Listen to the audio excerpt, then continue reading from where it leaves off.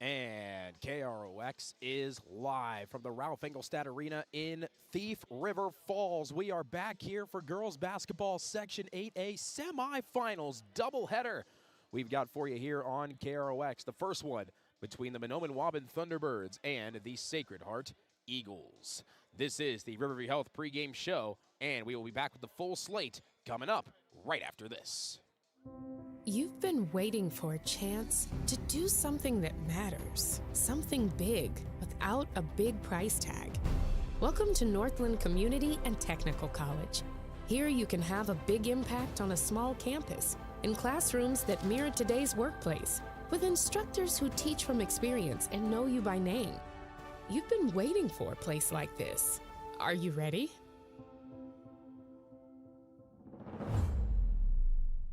Shopping for groceries is easier than ever with Hugo's Family Marketplace. To simplify life, Hugo's offers convenient online shopping with delivery or curbside pickup at gohugos.com. Even better, shop on the go with the Hugo's Family Marketplace smartphone app. Download e-coupons, recipes, grocery lists, weekly ads, and place your grocery order right from your phone. Save time and save big with Hugo's Family Marketplace, your hometown grocer since 1939.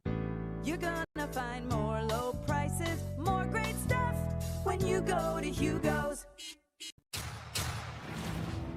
This is my farm. Don't come out here and tell me what I need. I need solutions that work and market options that are worth my time. Small town support that sees the bigger picture. A global network that empowers us. A co-op that's there for us every day. Riverview Health, exceptional people, exceptional care. The team at Riverview Health is getting stronger to serve you better. Riverview Health is pleased to welcome orthopedic surgeon Dr. Brennan Smith. Dr. Smith specializes in joint replacements and sports medicine. Dr. Smith is now seeing patients at Riverview Clinic in Crookston, East Grand Forks, and Thief River Falls. You know you'll be in good hands with Riverview Health when you need specialized care. For appointments, call 218-281-9595. You can make a sweet life right here in the Red River Valley with a career at American Crystal Sugar Company. Our shift schedule offers 14 days off per month, which gives you time for family, friends, the great outdoors, and everything else you enjoy about small town living. Entry-level positions are available, and pay starts around $18 per hour. Apply today at crystalsugar.com and share in our sweet success. And a good evening, ladies and gentlemen, and welcome. You are listening in or watching live from Ralph Engelstad Arena in Thief River Falls as we are rolling right along here in our Riverview Health pregame show on KROX Radio and KROX TV for the Section 8A girls basketball semifinals. First one between the Sacred Heart Eagles and the Mahnomen Waubun Thunderbirds. I'm Gabe Bishop here with you. Honored to call every minute of action as we roll right into this one. Tell you what, both these teams had very different methods of winning to get to this particular spot. Mahnomen Waubun, they come into today at 17 and 11. They're the first team to hit the court as they run on out. They beat the overwhelming favorites to win the entire section, which was Kitson County Central, trailing by 7 at one point at the start of the second half. They outscored Kitson County Central by 16 in that second half, and they were able to pull away for a 56-49 win and hold on to upset them. So now you're rolling on with a bit of an upset mentality. You're going to have it again here against the Sacred Heart Eagles. They are 22-6 on the year. They've had a fantastic season. They had a 31-11 lead to start against Cass Lake Bena. Cass Lake Bena closed it all the way down to 4, but Sacred Heart held on, and Sacred Heart did not trail in their game against Cass Lake Bena. So they were able to win wire to wire, which is a relatively difficult thing to do in any sport, let alone in basketball. And basketball is one of the hardest sports to win wire to wire. I firmly believe that. So well done by Sacred Heart. So these two teams coming in, different mindsets, different ways to approach the game, and we're just going to have to find out how this game is going to go. And both coaches have provided some pretty valuable insight when it comes to that. So on the Riverview Health pregame show, we will hear from both head coaches. We will hear from the Mahnomen Waubun head coach John Severson and the Sacred Heart head coach Brian Lowe. We'll take a look at the Draft Sports Bar and Grill scoreboard update. There's not really a ton going on besides this. There's the Section 8 AA semifinals we'll keep an eye on as well, and a couple professional sports that we'll be looking at. Otherwise, this is the main attraction. Then we'll be taking a look at our Napper Crooks and Welding and Machine starting lineups as well, all coming up on the Riverview Health pregame show. We will take a break, and we will first hear from the coach of the Mahnomen Waubun Thunderbirds, Coach John Severson. Coming up right after this as you're listening or watching to Sacred Heart Tournament Basketball on KROX. I don't think that everybody wants to lead necessarily, but everybody wants to be a part of a team, and I think we provide that. Blaine Vanosic, I've been at Zavrals for, this is my 23rd season. My dad is an extremely hard worker. I wanted to be like him. I wanted to work, honest work, and provide for my family like he does, and just live a comfortable life. And I found that here at RJ Zavril & Son. It feels great. Hi, I'm Dr. Angie Smith, optometrist at the Crookston Eye Clinic and Foston Eye Clinic. We aim to provide high-quality products to our patients, things that we use ourselves in treating our own dry eye or coatings that we like to use on our own glasses.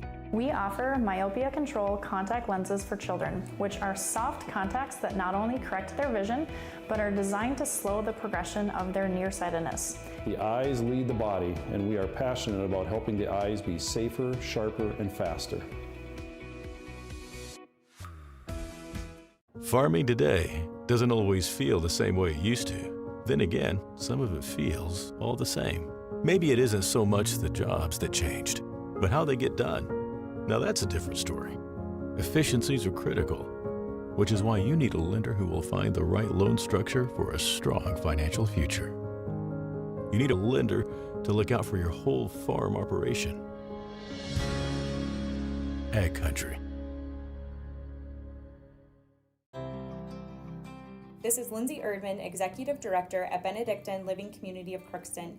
It is our privilege to serve the Crookston community and the surrounding area by offering a continuum of care ranging from assisted living, skilled nursing care, memory care, short-term stay and rehab, and outpatient therapy, including physical, occupational, and speech therapy.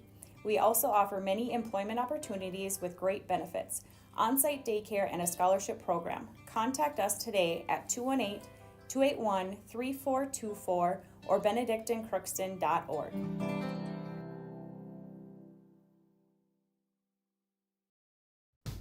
Rather than focusing on one particular specialty, the folks at Phil Thompson & Associates work as a team by providing a variety of financial services. The result is the convenience and efficiency of being able to do all your financial business in one place. Call or stop in for a visit anytime. See for yourself what they have to offer. Stop in and visit any of their 3 area offices. Phil Thompson & Associates, located in Crookston, Warren, and East Grand Forks. I don't think that everybody wants to lead necessarily, but everybody wants to be a part of a team, and I think we provide that.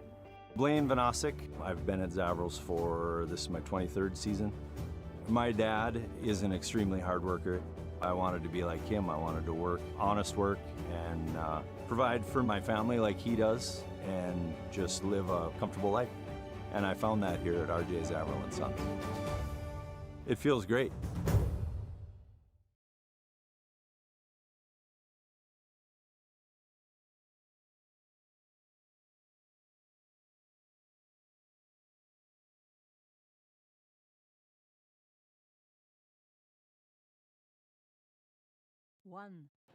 And we are back on the Riverview Health pregame show where we've got Mahnomen Waubun Thunderbirds head coach John Severson with us. Coach, welcome to the semifinals.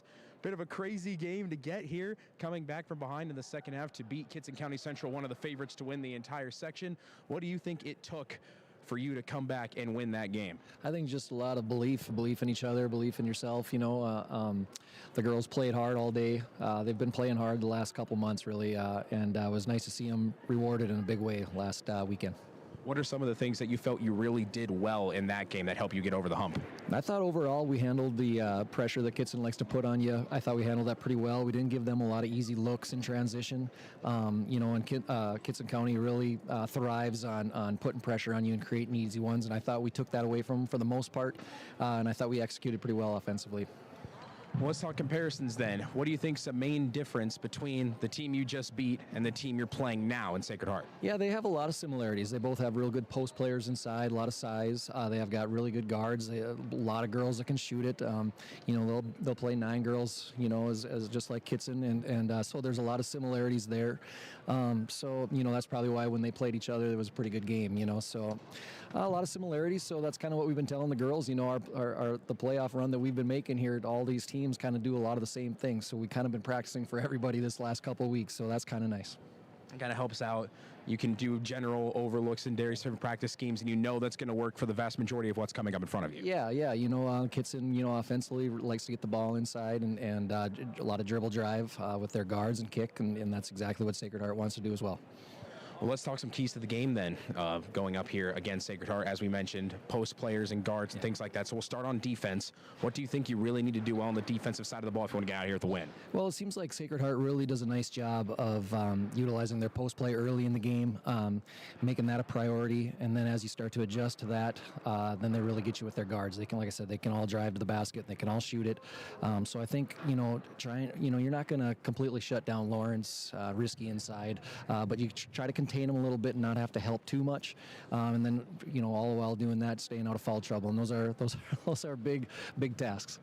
In the Kitson game, you did a really good job rotating the defense and getting some help and traps onto Cadence White, who was their post player for Kitson County Central. Would we expect some of the same in this game in terms of defense? Yeah, I think we might do a little bit of that. Like I said, you don't want to get too crazy and have everybody coming to the ball when she gets it inside, just because they can shoot the ball so well. So we got to be disciplined and understanding what our defensive schemes are at that particular time, and hopefully we'll be able to execute. All right, let's change up to offense. What do you think you need to do well on that side of the ball? I think just kind of like the last game. We want to limit turnovers, obviously. We want to be able to execute offensively. We're not a team that scores in the 60s and 70s, very often. So we want to be able to be offensively, fundamentally sound with the ball, all those kind of things, and make them defend us a little bit. I think one thing with Lawrence and Risky, it seems like as the game goes on, if you make them work defensively, that they can kind of tire a little bit, and that's kind of what we're hoping for today. There were lots of threes that went down in that second half for you against Kitson County Central. Do you think inside or outside when it comes to your offense is going to be more important? I think it's both. I think, just like a lot of teams, you want to try to start inside and work your way out to shooters, and that's kind of what we try to do. We don't have a lot of size. We have a little bit, Nellie Weaver, but, we like to try to space the floor, cut to the rim, hopefully take some teams, make good cuts, take some teams by surprise, and maybe bring 2 with you, and that leaves open shooters. And, if we can execute and space the floor well, I think I like our chances. Any other keys to the game we haven't mentioned? I think we nailed them. Lastly, what's the message you're going to tell your girls right before you get out of the locker room to get on the court and play? I think I just want them to understand that they do belong. They belong here. They earned their trip here today, and just make the most of it. Coach, I appreciate your time and good luck. All right, sounds good. Thank you. And that was the head coach of the Mahnomen Waubun Thunderbirds, Coach John Severson, here with us on the Riverview Health pregame show.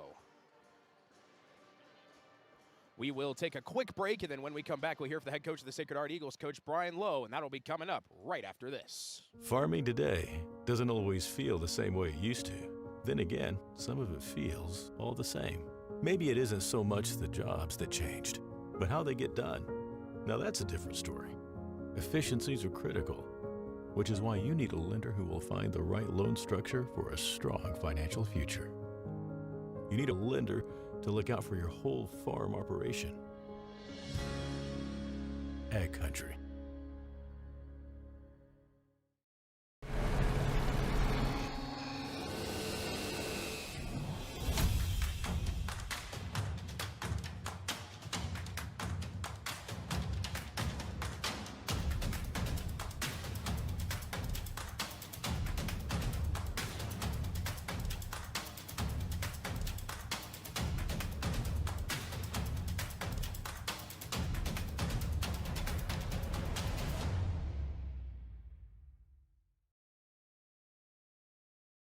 Ever wonder what your city government does for you?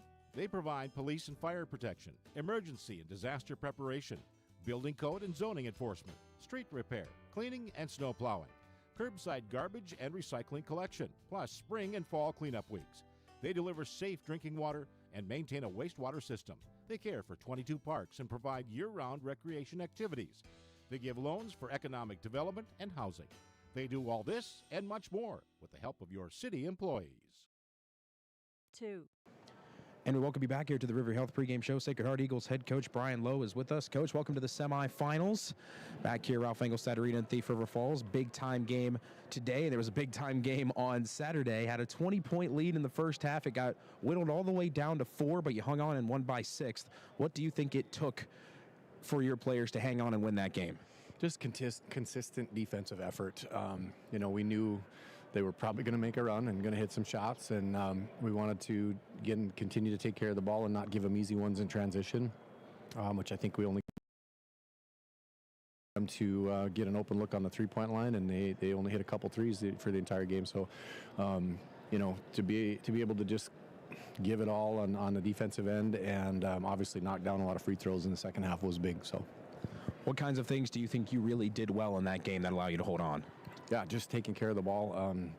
I think we ended up with 17 turnovers, maybe seven in the first half, 10 in the second half, something like that. And, making them play defense for a little bit longer than they like to was a big part of that game too. And they made it really difficult for Lexi to catch it in the middle in the second half. And we had to, and that's a big reason why we struggled to score, because we couldn't really get the inside-out game going. But again, just really relying on that defensive intensity and game plan and making sure they had a difficult time getting open looks.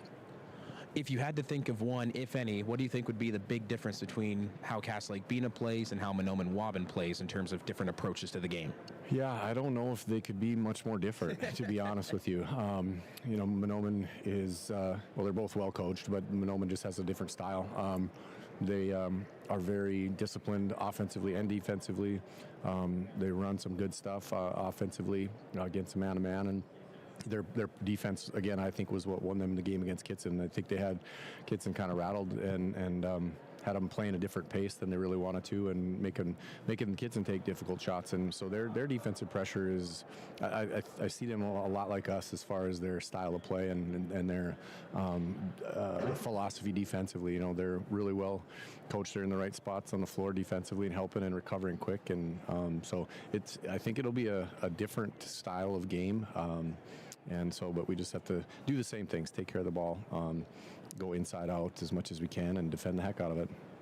Well, let's talk more keys to the game, of course. This looks like it has the potential to be another one of those low-scoring games, especially with the way that you played on Saturday and the way that they tend to play. So on offense, what do you think you really need to do well if you want to get out of here with a win?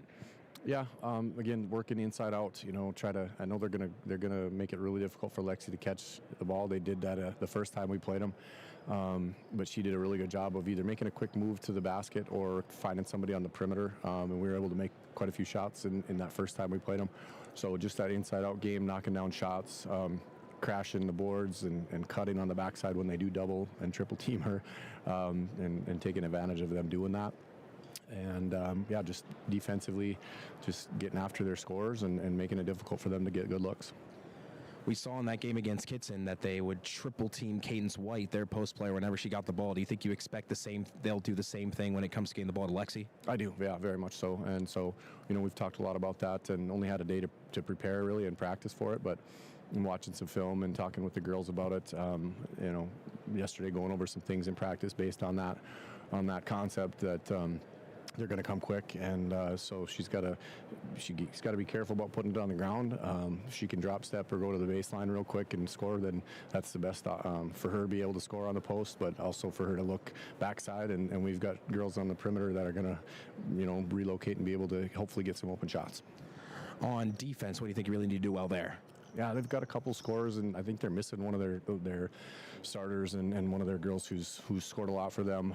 But the other girls have stepped in, and the coach's daughter, an 8th grader, I think, who can score. I think they have 3 or 4 girls who can really drive it and shoot the 3. So that poses a problem. You got to close out hard and under control. We want to make them drive it middle or sideline, baseline, and keep them out of the middle, especially with their 5-out style offense that they do, and try to get a lot of action driving to the middle of the paint there, or cutting to the middle of the paint off screens and things like that. So to really jam that and force them outside is going to be important for us. Any other keys to the game we haven't mentioned? Oh, I think that's about it. I mean, we didn't really talk a lot about rebounding, but I think that's always a key. You know, we got to box out and we got to get offensive rebounds and get us some extra possessions, and that's always one that we focus on. Lastly, what will be the message to your girls when you get out of the locker room and get to the court? Yeah, it's been the same since the beginning, and I've talked about it with you 3-4 times already, but and they know it, and the records and past scores are out the window. It doesn't matter what happened in the game we played them prior, or you know, what anybody's record is. You know, we watched them upset probably the section favorite in Kinston County Central on Saturday. So we know they're grounded. They understand that Mahnomen's going to come out and fight, and so are we, and just see who ends up on top at the end. This should be a lot of fun, Coach. Appreciate your time and good luck. Yeah, thanks. Looking forward to it. And that was the head coach of the Sacred Heart Eagles, Coach Brian Lowe, here with us on the Riverview Health pregame show. We'll take a quick break, and we'll be back with our Napper Crooks and Welding and Machine starting lineups here on KROX. Tip-off just minutes away.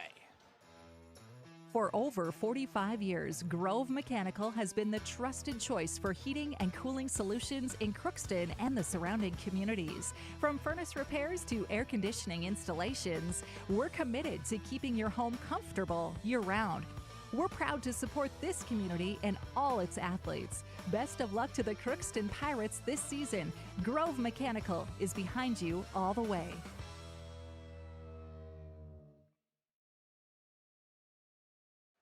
Nay, I said quick, right? Yep, that is definitely a short break. Let's take a look now at our Napper Crooks and Welding and Machine starting lineups, because they have what you need, and they'll make sure that your battery will start the first time every time. So buy a Legend battery from Napper Crooks and Welding and Machine.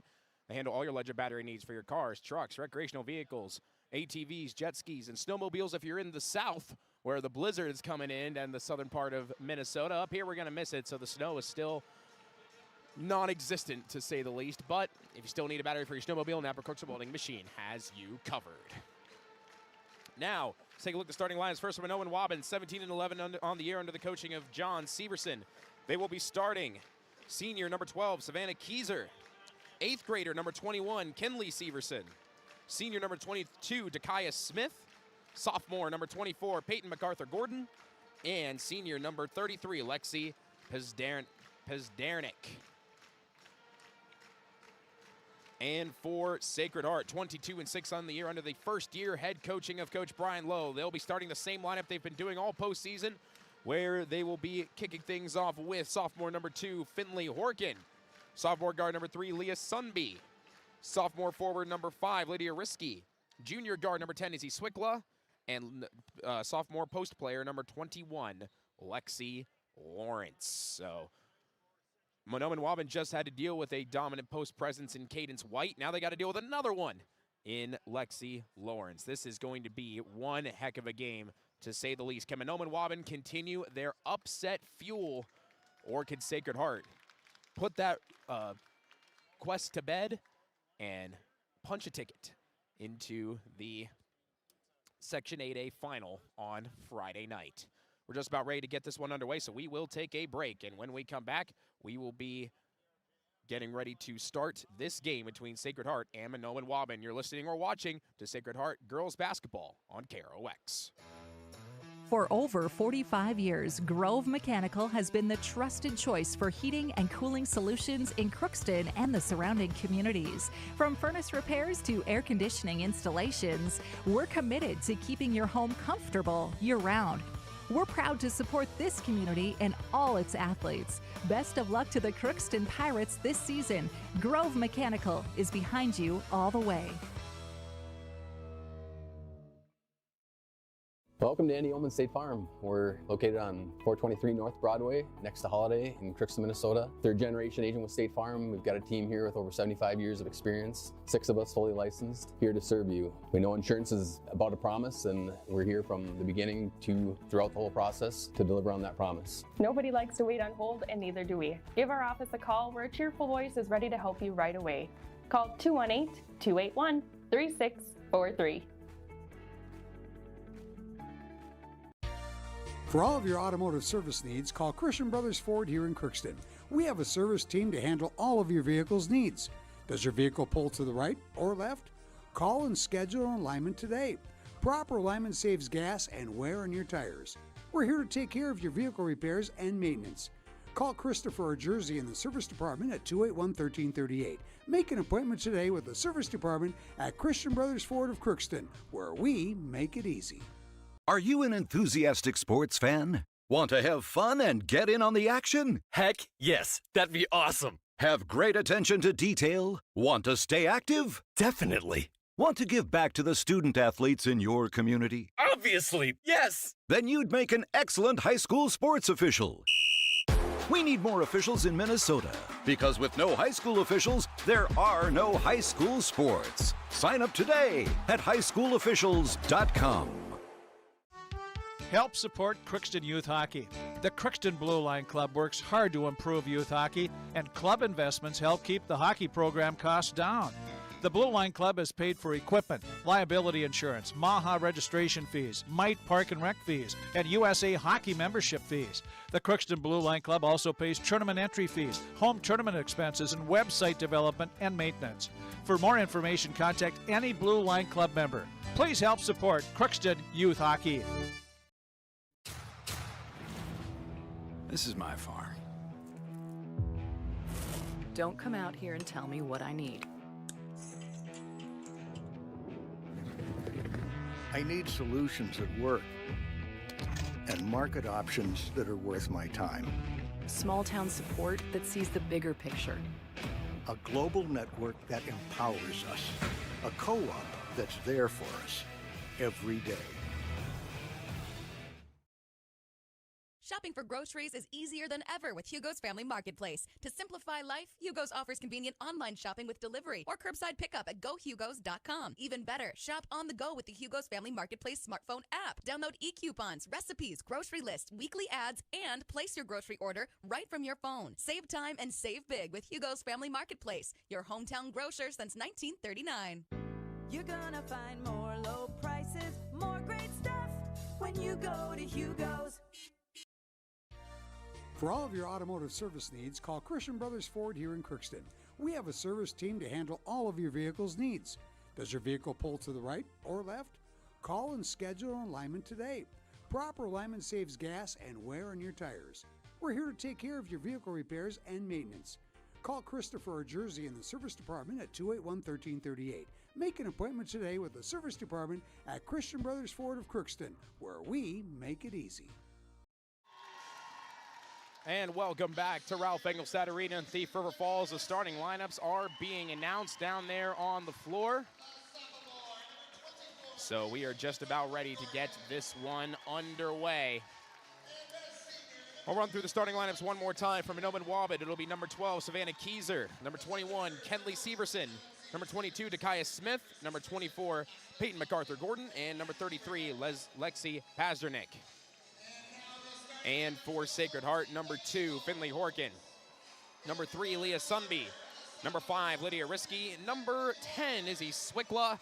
And number 21, Lexi Lawrence.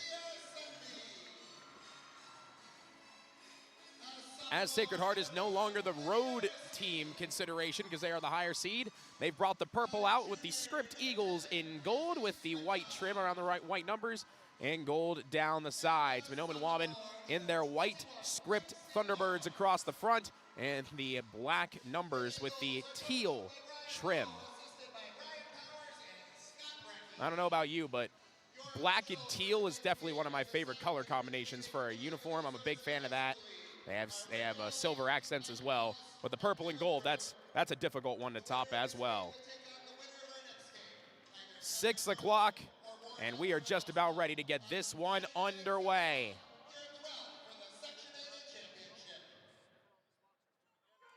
Lexi Lawrence will take the tip here against Dakaya Smith, and it's won by Mahnomen Waubun, and we are underway with Kenley Severson taking it up the floor, guarded over there by Izzy Swickle at the top of the key. She'll move it over to the right side as Darenick, and now here's a drive going all the way up and a travel. Oh, now his shot was missed anyway, but a walk there by Kenley Severson is what starts out this contest. Mahnomen Waubun, one of the things that they use to beat Kitson, as you're able to see here on KROX TV, is a full court press. Ball is all over the place. It's Risky on the left wing. Trying to find Sunby, didn't have it. We'll go baseline Swickla. Swickla lobs it up cross court Sunby. Back over Horkin. Horkin will drive. Horkin all the way. Got it. Finley Horkin strikes first for the Eagles. Full court press as a response by the Eagles.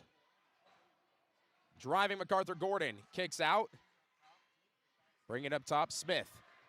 Smith will move it over Severson. Severson cross court, they'll go down low now. Pasternak, backdoor pass, up and under, pretty play. And MacArthur Gordon gets all the board to tie it up at 2. Mahnomen Waubun is all about offensive efficiency. That's what they pride themselves on. They don't score a lot of points. Here's Horkin looking for Lawrence, turnaround jumper off back iron, and the rebound will come away with Kinley Severson. Lawrence might not have realized she was as wide open as she was. Ended up missing that shot. MacArthur Gordon over to the left wing. Takaya Smith, top of the key. Pasternak driving on Lawrence. Pasternak all the way, and what have we got? A blocking foul. And our first foul of the game. Was that on the shot? No, they're going to say it occurred before the shot took place. So it'll be an inbound from underneath. Leah Sunby gets hit with that foul.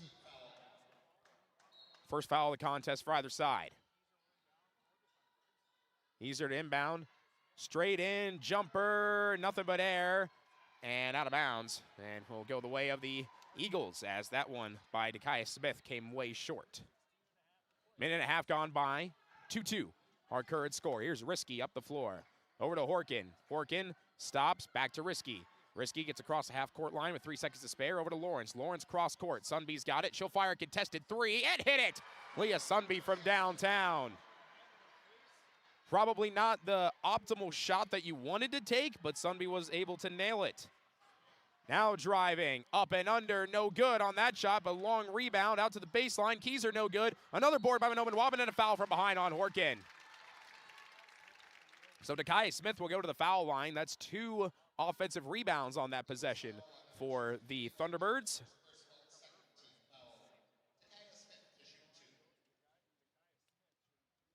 Two shots now to Kaya Smith. First shot is good.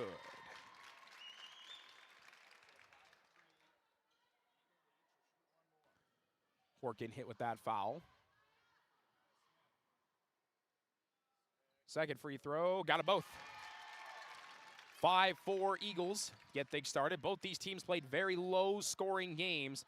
56-49 Mahnomen Waubun, 52-46 Sacred Heart respectively. In the corner, Swickla. Swickla pushed to the baseline and nearly turned over. Sunby gets tripped up as she tried to run it down. Much to the chagrin of Takaya Smith. She can't believe it. Neither can Coach Severson. Takaya Smith will be the first foul for Mahnomen Waubun today, and they'll inbound right in front of the bench with Horkin. Horkin will get it into Sunby, who just hit that 3 from the corner.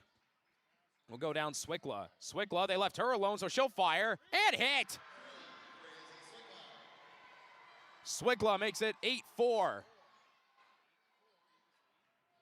Press broken, here comes Smith, and a foul from behind, and if that's on Horkin, that's 2.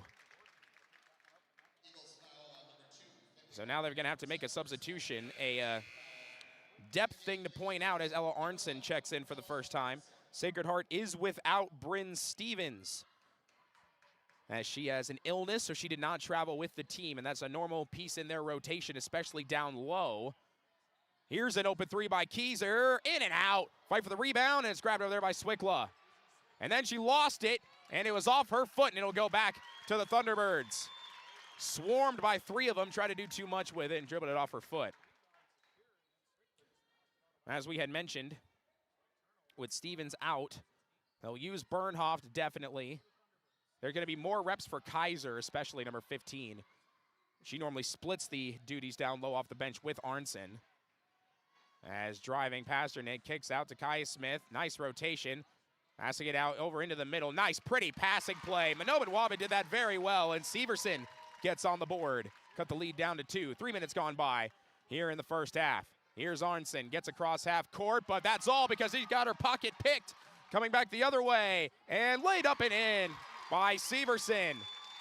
That's what this press can do, and a timeout's gonna be called by Sacred Heart. Coach Lowe did not like that. We are tied at 8. 30-second timeout on the way, and we will be back right after this. Farming today doesn't always feel the same way it used to. Then again, some of it feels all the same. Maybe it isn't so much the jobs that changed, but how they get done. Now that's a different story. Efficiencies are critical, which is why you need a lender who will find the right loan structure for a strong financial future. You need a lender to look out for your whole farm operation. Ag Country.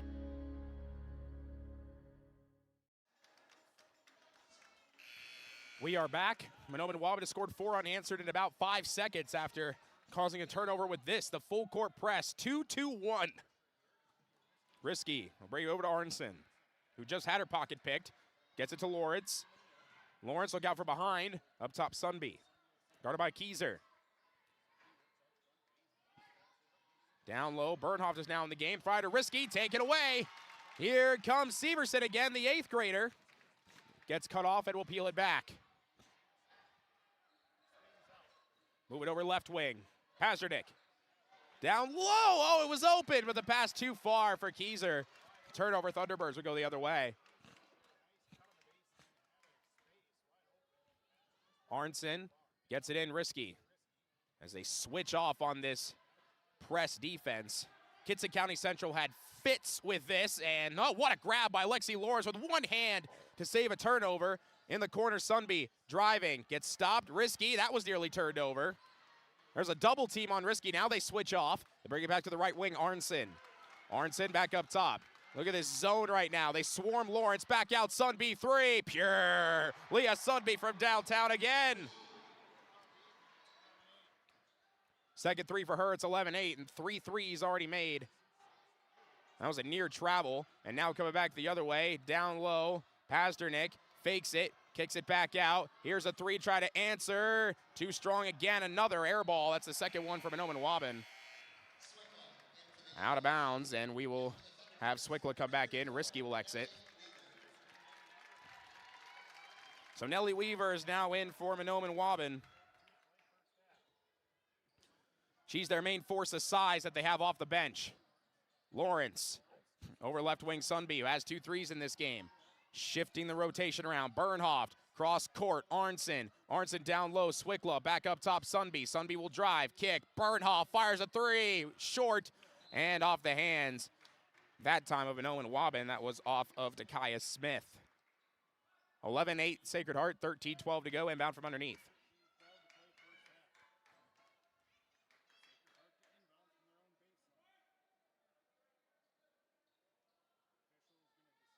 And the officials are now having a conversation here.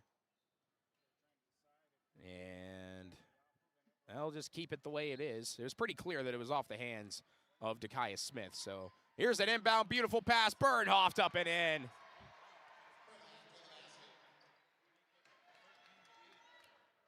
Kate Bernhoft makes it 13-8. Here's Smith. They swing it around. MacArthur Gordon drives, try to throw it to Weaver. It's intercepted by Lawrence.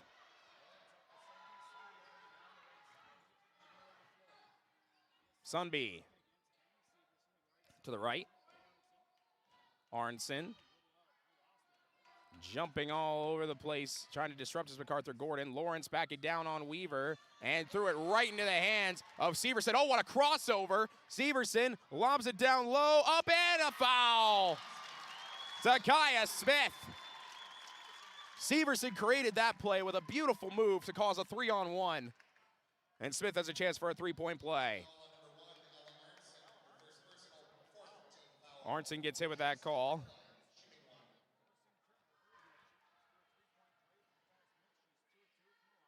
Free throw, got it. 3 of 3 from the line now is Dakaya Smith. 13-11 in favor of the Eagles. Inbound Bernhoft. Bernhoft turns on the speed, lobs it in the middle to Lawrence, back over to Sunby. So it's a 2-3 zone that Mahnomen Waubun runs. Up Lawrence, turnaround jumper, gets her first basket of the day. 15-11. Breaking that press the other way. Look out, Arnson pokes it out. Dakaya Smith tried to save it. Arnson goes down on the ground. And a jump ball is called. And possession arrow will go to Sacred Heart. Well done by Ella Arnson. 12 minutes to go first half, exactly 15-11. Sacred Heart in front. Sundby to take it up the floor. Left wing Arnson, she could shoot, so could Bernhoft in the corner. Down low, Lawrence triple teamed, back out, Arnson, three, no, and a rebound over there by Severson, just taller than Sundby, be able to grab that. Sundby tried to pick up full court, and Severson can cross over with the best of them, we're starting to realize here. Here's MacArthur Gordon. Top of the key, Weaver. Weaver, couple dribbles, hands it back off, MacArthur Gordon. Severson, back to MacArthur Gordon. Trying to get her going. The one to Weaver down low, kick out Keyser. Keyser will fire a three, no good. Offensive rebound, Dakaya Smith has got it. Turns around, and they're gonna call an offensive foul for wrapping the elbow around on Dakaya Smith, and she's got two. Lydia Risky will check back into the game, as will Pasternak. 15-11 Sacred Heart, 11-14 to go. As the other two teams for the nightcap, which we'll also have on KROX, Zach Thomas will be on the call for that one. Between Kelliher, Northome, and Warren Alredo Oslo. That'll be coming up after this game's conclusion. Those teams are filing in now. Here's Sundby, 11 minutes to go, first half. Sacred Heart up by 4. Right wing, Bernhoft off the screen, thought about a three, will kick it over to Sundby. Sundby guarded over there by Severson tightly. Lawrence is out on the wing and lost it. Severson gets another steal. Weaver was out defending. That's one weapon that Mahnomen Waubun has. Nellie Weaver, a good post player, can defend the perimeter better than a lot of other post players can. Now she'll drive and get fouled. Weaver was a crucial piece to help Mahnomen Waubun win that game. And now some guard foul trouble as Arnson has her second foul of the game. Horkin already has 2. First free throw by Weaver is good.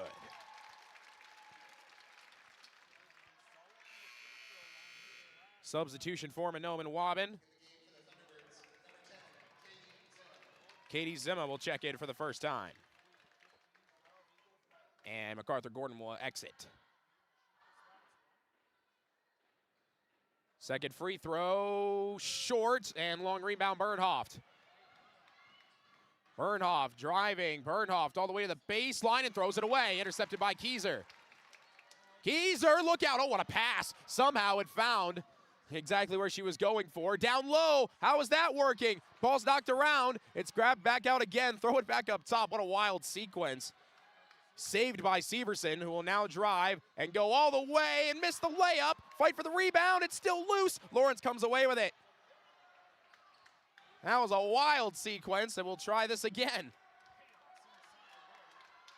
10 minutes to go, first half, 15-12, Sacred Heart in front. Sundby to the right wing, Bernhoft.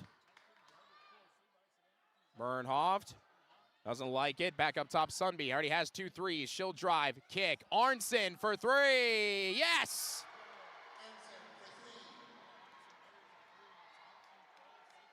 4-3 for Sacred Heart.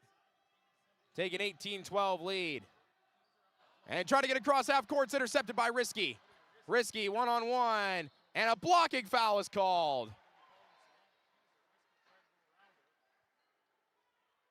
Keyser gets hit with that foul, and 2 shots now for Risky.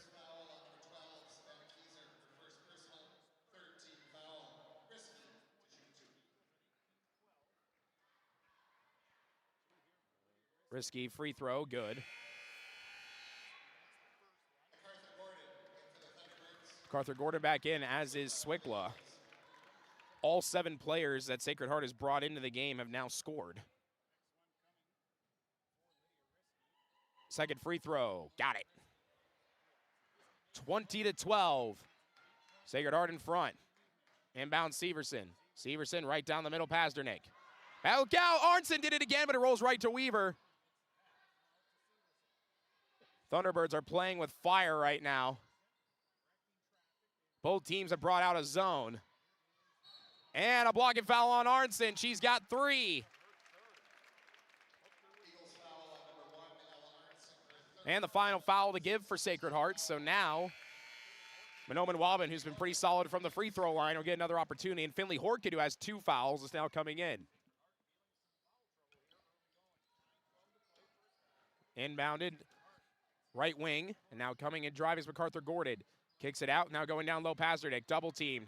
Pazdernik works her way around, throws it back up top, through the hands of MacArthur Gordon, blows a tire, and it's taken by Horkin. Horkin flying down, and Horkin will put it up and in. And a timeout call by Mahnomen Waubun. 10-point lead for Sacred Heart. Take a quick break, and we'll be back right after this.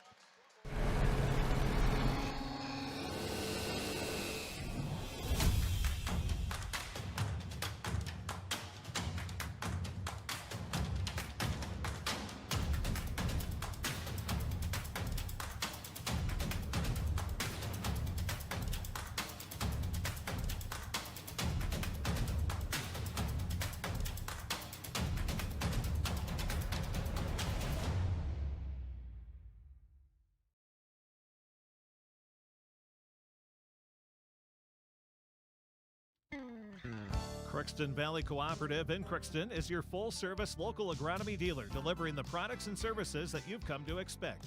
Crookston Valley Cooperative specializes in seed, chemical, and fertilizers that you need to keep your farm operation growing. For expert advice you can rely on, give Sean, Mike, or Matt a call at 281-1178 today, or stop by at Crookston Valley Cooperative, located at 1122 Fairfax Avenue in Crookston. Crookston Valley Co-op, here to keep you growing. Back out of the timeout, 22-12, Sacred Heart in front. Both teams have turned the ball over a lot, but Sacred Heart has just had a little bit more success off turnovers. Sacred Heart backs off the press, and it'll be inbounded. 8:50 to go, first half. Severson, Keyser, Pazdernik. He'll go down low, looking for Pazdernik, is knocked away and taken away by Sundby. Sundby down the other way, right wing Horkin. Horkin drive, stops, Lawrence lost it. Grabbed over there by Keyser. Lexi Lawrence, of course, had that rolled ankle in the Saturday's game and just hit the deck a ton. And that's the case here. She's been hitting the deck, well, a ton. Weaver will move it over past her neck. Try to throw down low, too tall. Another turnover from Mahnomen Waubun. Anna Kaiser in for the first time. Only real issue for Sacred Heart, as we mentioned, Ella Arnson has 3 fouls. Finley Horkin has 2. Horkin is in the game. And, of course, they're without Bryn Stevens, who's home sick today. So a key piece of their rotation. Sundby swings at Horkin. 3, you bet. The 5th 3. And now flying is Pazdernik. Pazdernik all the way, no. And rebounded by Kaiser. Kaiser down low, Sundby's got it. Sundby takes off, long pass, Risky's there. Risky will drive, gets swarmed, back out Sundby. Horkin, does she have a hot hand? You better believe it. 28-12. And things are falling apart quickly for the Thunderbirds. Arthur Gordon, Pazdernik, the 3, that might have been tipped, and she banked it in. Big shot from Mahnomen Waubun just to try and stop the bleeding. 28-15. Horkin to Sundby. Mahnomen Waubun fans trying to help their girls stay in the game here. Horkin, under 7 minutes to go now, 28-15 Sacred Heart. Knocked out, Swickler gets it back. Back to Horkin, who just hit 2 threes.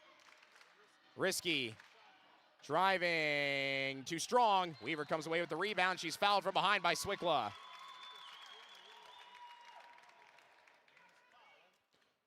Man, I don't believe that's gonna be a 1-and-1. Or yes, it is. Yes, it is. It will be a 1-and-1 as Dekai Smith will come in. Lawrence and Bernhoff will re-enter. 1-and-1 opportunity now for Weavers, 1 of 2 from the line. 28-15, Sacred Heart in front of Mahnomen Waubun. 6:46 to go here, first half. First shot on the 1-and-1. Got it. Mahnomen Waubun fans trying to uplift their Thunderbirds right now, but Sacred Heart cruising along. Second free throw, gets the shooter's roll. 3 points for Weaver, and she'll come out for Smith. 28-17. So 5 straight points for Mahnomen Waubun after those threes by Horkin, which it was a 13-0 run by Sacred Heart to make it 28-12. 5 in response by Mahnomen Waubun. Here's Sunby. Horkin on the left wing. Seaver on her. Down low. Lawrence, nice grab. Turn around. No, way off. Rebound by MacArthur Gordon. MacArthur Gordon slowing down, trying to get Sunby to run into her. He'll find Severson. Severson will move it over. Keezer. MacArthur Gordon. And down low, open Keezer, too strong on the layup, and then knocked out of bounds, and it'll stay with Mahnomen Waubun. I think Keezer didn't realize where she was in relation to the basket when she shot it and was taken by surprise. 6:11 to go, 28-17.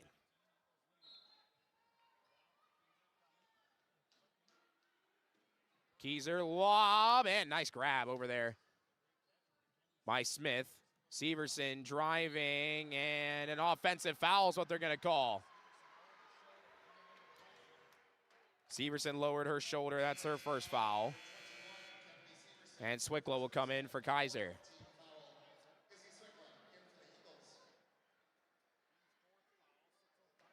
Coach Lowe mentioned that he plans to run just an 8-player deep rotation and not fill that void that Stevens had.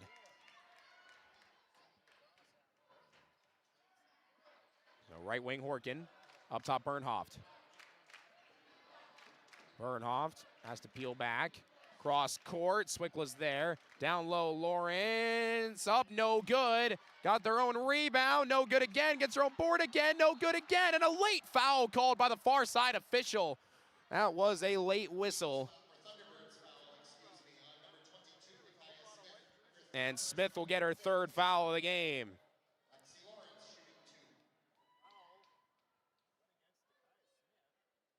That was definitely not what Mahnomen Waubun had in mind. First free throw by Lawrence is very short. Risky will check back in, as will Weaver. Smith will exit. Both teams now have a player with 3 fouls.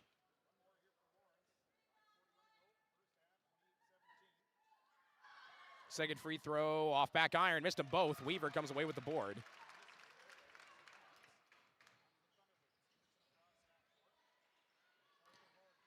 MacArthur Gordon.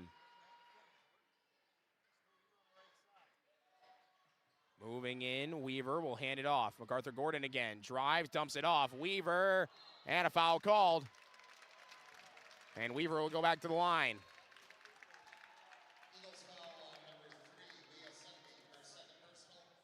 Sunby now has 2 fouls, so all 3 guards for Sacred Heart are in some form of minor to moderate foul trouble. As the first free throw by Weaver. Oh, it's good.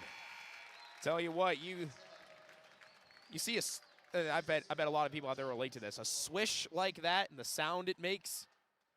There are very few sounds that top the sound of a perfect swish. Bacon on the skillet might be one of them. Second free throw, no good that time. Fight for the rebound, Risky, just using her height to bring it back down. Weaver's 4 of 6 from the foul line today. Up the floor, Sunby. 5:10 to go, Eagles up by 10. Mahnomen Waubun scored the last 6 points though. Bernhoft, move it over Lawrence. Lawrence guarded by Weaver, push to the baseline, and they're gonna call foul on Weaver. First foul for Weaver.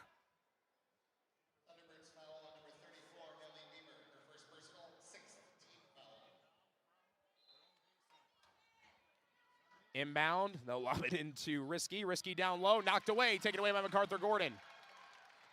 She lost the ball, gets it back. Has to slow down Severson. Under 5 minutes to go here in the first half. Weaver, and they're gonna call a reach-in foul on Lexi Lawrence, and Weaver will go back to the line. Lots of fouls right now for Sacred Heart. 4:44 remaining.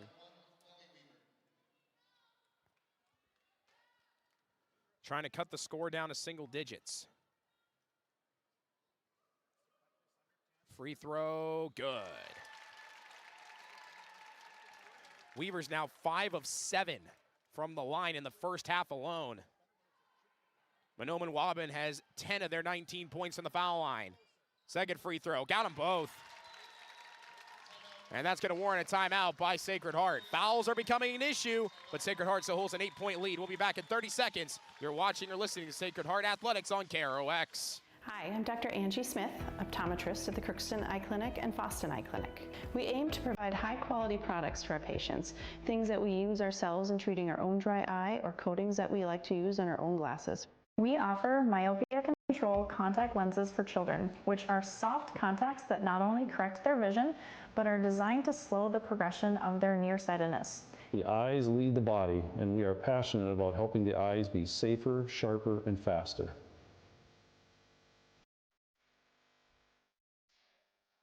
Welcome back to the Ralph Engelstad Arena, 28-20. Sacred Heart in front of Mahnomen Waubun.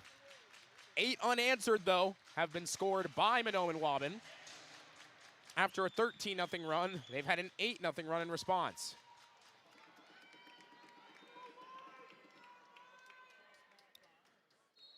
Press is coming back from Mahnomen Waubun. They haven't used it in a little while. Risky. Nearly broke through, and now she picked up her dribble. Nice pass, finding Bernhoft over to Sunby, nearly too far, able to grab it. Reset the zone for Mahnomen Waubun. It's starting to be a lot more efficient. Down low, Lawrence spins, kicks, Risky. Held up over there, extra pass, Bernhoft, shot fake, Bernhoft drives, out Swickla. Swickla to Sunby, she'll fire a 3. Too strong, and Weaver comes away with the rebound. Mahnomen Waubun can continue to chip into this lead. Driving, MacArthur Gordon, too strong. Weaver gets the board, puts it back up, no good. Knocked out of bounds, it'll stay with Mahnomen Waubun. Swickla will check back in. Horkin will check back in. Swickla will check back out. As mentioned, 3 fouls for Ella Arnson, 2 for Horkin, 2 for Sunby. So the guards are constantly rotating right now. And a little bit of a slight mix-up, and now MacArthur Gordon looking to lob to Weaver. Oh, she catches that jump ball. Back down low. MacArthur Gordon left hand, no. Fight for the rebound. Grabbed by Risky, able to get rid of it to Sunby. You got 3-on-2 right now, but Sunby slowed the pace. Horkin, back to Sunby. She wants a 3. No. And a big rebound by Severson. 3:40 to go, first half. Severson now. Peels back, move over left wing Weaver. Lawrence guarding out the perimeter. Back to Severson, jab step, Severson all the way, too strong. Gets her own rebound and tried to pass it, I think. But it was deflected off the back shoulder of Risky. So it'll stay with Mahnomen Waubun with 17 on the shot clock. Keyser will check back in. Here comes Swickla, and Risky will come out. Contrary to the last 3 games, Swickla is not in foul trouble. Here on the right wing, Zimma, as they swing it around, past her Nick, got a 3! Her second 3, and Mahnomen Waubun has responded with an 11-0 run of their own to cut the lead down to 5. Bernhoft.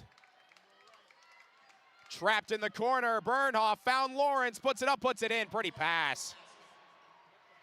And a massive shot for Sacred Heart just to try now to stop the bleeding on their side. Severson, across the half-court line. Moves it over, Zimma. Zimma to the top of the key, Keyser, Weaver, Zimma, low pass, so she couldn't shoot that. Zimma baseline pass deflected, back to Zimma. Zimma doesn't have anywhere to go. Ball's loose on the ground. And jump ball. Possession arrow will stay with Mahnomen Waubun with 11 on the shot clock. And Zimma will come out for MacArthur Gordon. And of course, no Dakaya Smith right now. She's got 3 fouls. 30-23 Sacred Heart, 2:28 to go here in the first half. Keyser gets it in down low, Pasternak back to Keyser. She wants a 3, way short. Ball batted around, grabbed by MacArthur Gordon. She'll take it all the way up and gets fouled. And if that's on Swickla, that will be the 4th guard to have 2 fouls for Sacred Heart. And it is. Oh boy, we have a developing story of foul trouble for Sacred Heart right now. That could limit their aggressiveness. MacArthur Gordon, though, misses the first free throw.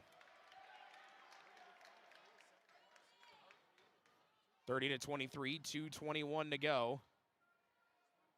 It's crazy how much fouls can make or break you. Second shot is good.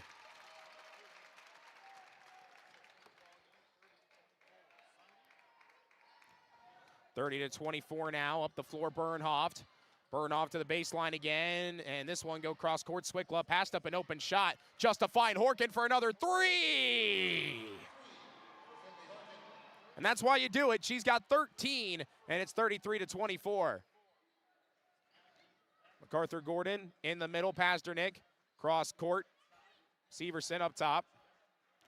Down low, Pasternak, pass deflected, but it somehow bounces right to Severson. Pulls up for the free throw line, no good. Loose ball, Swickla's got it, finds Sunby. Sunby breaks the ankles of Pasternak, up to Swickla, and she blows a tire. Trying to grab that pass, it's taken away by Severson. 1:35 to go.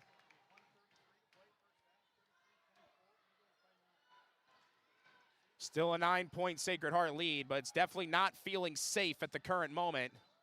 Spinning around, Pasternak turned it over, almost. Horkins got it. Pursuit by MacArthur Gordon. No good on that shot. Good closeout defense. What a job by MacArthur Gordon. And a timeout, I believe, has been called. Yes, it has. By Mahnomen Waubun. Wow. MacArthur Gordon saves a fast break. And another timeout is called. We'll take a 30-second break. We'll be back right after this.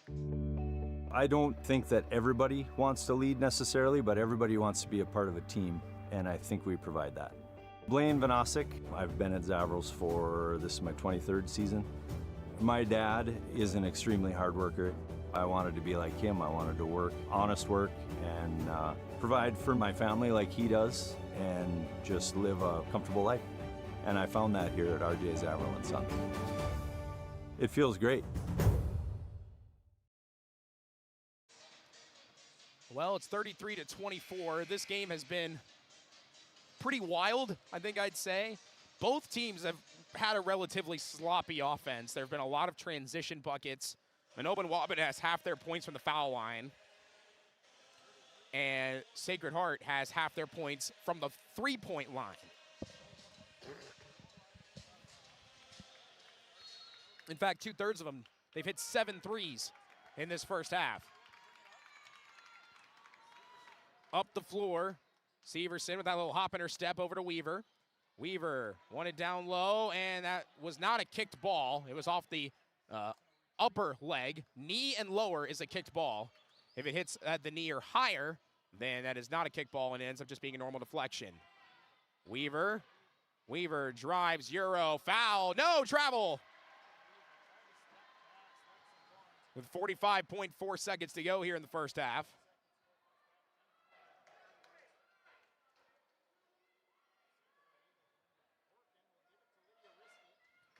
Risky now as Mahnomen Waubun backs off of the press. And now they're going man-to-man for the first time all game. How does Sacred Heart respond to this? Horkin. Screen by Lawrence, no. Clock at 30 seconds. Horkin peels it back outside Lawrence. Guarded by Weaver. Stops down low. What a catch by Risky. Spins around, no good. Rebound over there by Pasternak. You can hold for the last shot if you're Mahnomen Waubun. 15 seconds. Pasternak has a couple threes in this game. Down low, Weaver. Weaver backing down, up and under. No. Rebound by Lawrence. And a foul from behind by Weaver, and a 1-and-1. With 5.9 seconds to go for Lawrence, who's 0 for 2 from the line to start. And Bernhoff will check back in for Horkin. You potentially could get another opportunity here. if this shot is no good. Well, Lawrence has been known to be a very clutch free throw shooter. Her shot is there. Back to a double-digit advantage. 34-24 with 5.9 seconds. Lawrence fires. Got them both. As Kaiser will check back in and send Lawrence to the bench for these final 5.9. Cam and Waubun get a shot off. Severson up the floor with 4. Severson driving. Severson all the way and got blocked from behind as the clock expires.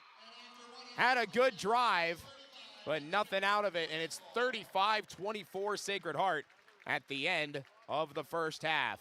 I think this game might be a little closer than the score indicates. We'll talk about that more in the halftime show. We'll take a full break, and when we come back, we will have our first half stats coming up. You're listening to Sacred Heart Athletics on KROX. Your local Ace has it all, the full line of Ego Outdoor Power, and we're here to help. So shop in store or online for curbside pickup or same-day delivery. With Ace, getting the Ego products you want has never been easier. Ace is the place with the helpful hardware, folks. At Crookston High School, we really have a lot going on. There isn't that much going on. Oh yeah? We have softball, baseball, track and field, soccer, swimming, tennis, golf, volleyball, crap shooting, hockey, basketball, wrestling. So we have a lot of sports. And there is orchestra, band, choir, visual arts, speech, theater, Leo Club. And Crookston is one of the highest academic schools in the region. Really? Yeah, really, especially in math and science. I guess we do have a lot going on. Yeah, and that's why Crookston High School is my education destination. Happy Joe's in Crookston has some grand news. Our buffet is back. Come grab all your favorites, including our pizza, pasta, and breadsticks, plus more. Buffet is open 11 a.m. to 1:30 p.m. Monday through Friday. Happy Joe's, good times to be together. Crookston Valley Cooperative in Crookston is your full-service local agronomy dealer, delivering the products and services that you've come to expect. Crookston Valley Cooperative specializes in seed, chemical, and fertilizers that you need to keep your farm operation growing. For expert advice you can rely on, give Sean, Mike, or Matt a call at 281-1178 today, or stop by at Crookston Valley Cooperative, located at 1122 Fairfax Avenue in Crookston. Crookston Valley Co-op, here to keep you growing. Your local Ace has it all, the full line of Ego Outdoor Power, and we're here to help. So shop in store or online for curbside pickup or same-day delivery. With Ace, getting the Ego products you want has never been easier. Ace is the place with the helpful hardware, folks. Ever wonder what your city government does for you? They provide police and fire protection, emergency and disaster preparation, building code and zoning enforcement, street repair, cleaning and snow plowing, curbside garbage and recycling collection, plus spring and fall cleanup weeks. They deliver safe drinking water and maintain a wastewater system. They care for 22 parks and provide year-round recreation activities. They give loans for economic development and housing. They do all this and much more with the help of your city employees.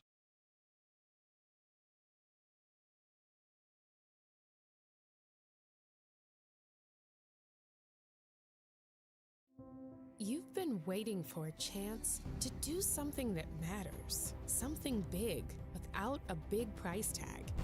Welcome to Northland Community and Technical College. Here you can have a big impact on a small campus, in classrooms that mirror today's workplace, with instructors who teach from experience and know you by name. You've been waiting for a place like this. Are you ready?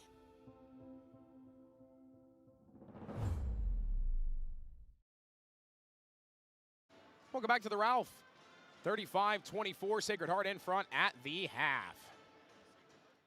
That game was all about runs to get things started. It was back and forth till 15-12, where, excuse me, where then Sacred Heart, they went on a 13-0 run to go up 28-12. Mahnomen and Waubun responded with a 11-0 run of their own to cut it down to 28-23, and then 7-1 Sacred Heart to end the half, to end up taking an 11-point lead into the break. Mahnomen Waubun scores 6 points for Nellie Weaver, all of them from the foul line. 5 points for Dakaya Smith, she has 3 fouls. 6 points for Lexi Pazdernick, 2 threes. 4 points for Kenley Severson and 3 for Peyton MacArthur Gordon. And then for Sacred Heart, 13 points for Finley Horkin. 6 points apiece for Leah Sunby and Lexi Lawrence. 3 points apiece for Ella Arnson and for Izzy Swickla. And 2 points apiece for Kate Bernhoft and Lydia Risky. So what's interesting about this game, you've got 35 points right now for the, Sacred Heart Eagles. And 21 points have come off of 7 threes. So they have 21 points from three-pointers, 14 points from everywhere else. And for Mahnomen Waubun, they have 24 points, and 10 of those have come from the foul line. So different ways of getting points, but if you're like my old buddy Wyatt back in school, 3 is greater than 1. He just always tends to put the, just to show the simple mathematics that he might have learned as a preschooler perhaps, just to showcase that, yeah, 3s will outweigh 1-pointers if you continue to put them in to that scoring range. Can the guards do that for Sacred Heart? All of the guards have at least 2 fouls, all of them. Ella Arnson has 3. We'll see if that causes any issues to start half number 2. Let's now see if we've got any updates here on our Draft Sports Bar and Grill scoreboard update. Of course, Section 8 AA is happening as well at the moment. Managa is in front of Dilworth Clinton Felton in that first semifinal. 27-20 at the end of that first half there. Minnesota Wild don't play until 9 o'clock tonight as they take on the Seattle Kraken. And the Minnesota Timberwolves host the Philadelphia 76ers at 7:30. And of course, the game that follows us will be Warren Alredo Oslo and Northome Kelliher. Zach Thomas will be on the call for that. We'll take a break, and when we come back, the second half is on the way. Sacred Heart, they lead by 11. You've been waiting for a chance to do something that matters, something big without a big price tag. Welcome to Northland Community and Technical College. Here you can have a big impact on a small campus in classrooms that mirror today's workplace, with instructors who teach from experience and know you by name. You've been waiting for a place like this. Are you ready?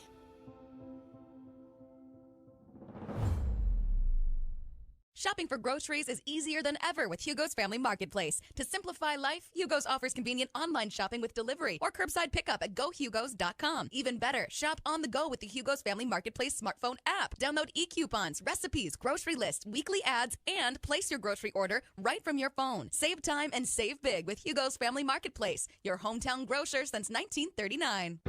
You're gonna find more low prices, more great stuff when you go to Hugo's. This is my farm. Don't come out here and tell me what I need. I need solutions that work and market options that are worth my time. Small town support that sees the bigger picture. A global network that empowers us. A co-op that's there for us every day. Exceptional people, exceptional care. The team at Riverview Health is getting stronger to serve you better. Riverview Health is pleased to welcome orthopedic surgeon Dr. Brennan Smith. Dr. Smith specializes in joint replacements and sports medicine. Dr. Smith is now seeing patients at Riverview Clinic in Crookston, East Grand Forks, and Thief River Falls. You know you'll be in good hands with Riverview Health when you need specialized care. For appointments, call 218-281-9595. You can make a sweet life right here in the Red River Valley with a career at American Crystal Sugar Company. Our shift schedule offers 14 days off per month, which gives you time for family, friends, the great outdoors, and everything else you enjoy about small town living. Entry-level positions are available, and pay starts around $18 per hour. Apply today at crystalsugar.com and share in our sweet success. I don't think that everybody wants to lead necessarily, but everybody wants to be a part of a team, and I think we provide that.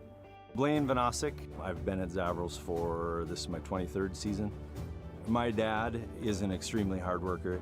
I wanted to be like him. I wanted to work, honest work, and provide for my family like he does, and just live a comfortable life. And I found that here at R.J. Zavril & Sons. It feels great. Farming today doesn't always feel the same way it used to. Then again, some of it feels all the same. Maybe it isn't so much the jobs that changed, but how they get done. Now that's a different story. Efficiencies are critical, which is why you need a lender who will find the right loan structure for a strong financial future. You need a lender to look out for your whole farm operation. Ag Country. And we welcome you back. 35-24. The Thunderbirds trail the Sacred Heart Eagles, who have been looking pretty good. Sacred Heart will get the ball first to start. Starting five, same for both sides. Start the second half.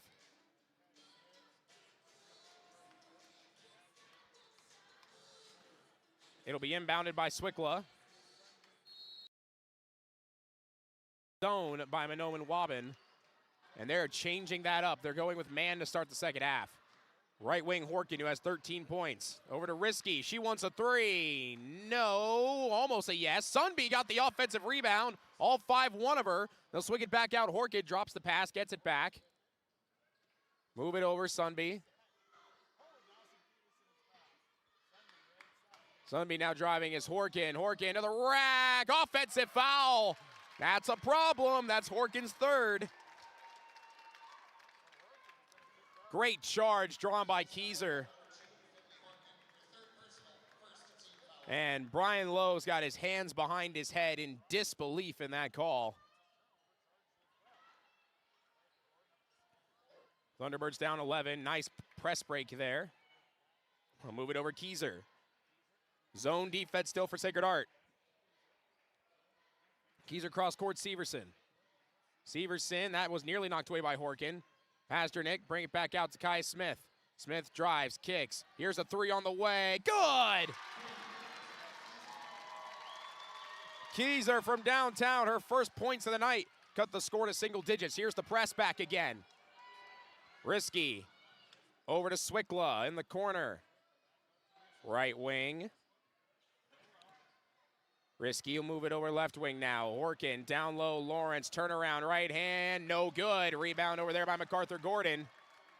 Takes off. And he'll find Severson at the top of the key. Some confusion on the zone as they're now moving to man-to-man. They've switched it up immediately. MacArthur Gordon drives, kicks. Severson wants a three. Off back iron. And the rebound by Risky. Horkin spins to catch that pass. MacArthur Gordon all over her. Down to Lawrence. Lawrence, pass knocked around. Sunby's got it. Mid-range J. Good. Sunby's got 8. 10-point game. Severson now. They'll move it over MacArthur Gordon. Going straight in. Nearly traveled. Kelliher for three. Got another one. Another three, and the lead's cut down to 7 now. Horkin, right wing. Driving is Risky. Stops, has to bring it back out to Horkin. Horkin down low, Lawrence kicks. Sunby, three, you bet. Sunby's got 11 points. Pasternak now, 40-30, Sacred Heart. MacArthur Gordon driving, kicking too tall though. Kyra Smith can't get up and get that one, and Ella Arnson will check back in for Horkin. 15:22 remaining here in half number 2, 40-30 Sacred Heart. Trying to weather an early Mahnomen Waubun storm right now. Both teams out with hot shooting to start. Arnson, left wing to Sunby. Sunby going all the way in, no good on the shot. Kyra Smith comes away with the board. Passes it back out. Right wing through the hands of MacArthur Gordon, able to save it before it goes out of bounds. Driving Severson, splits the defense and puts it up and in. She's got 6. Sunby just went down away from the play and is a little bit slow to get down the court. Risky, no. And knocked out of bounds. It'll go with Owen Waubun. Kate Bernhoff will check into the game. Risky will exit.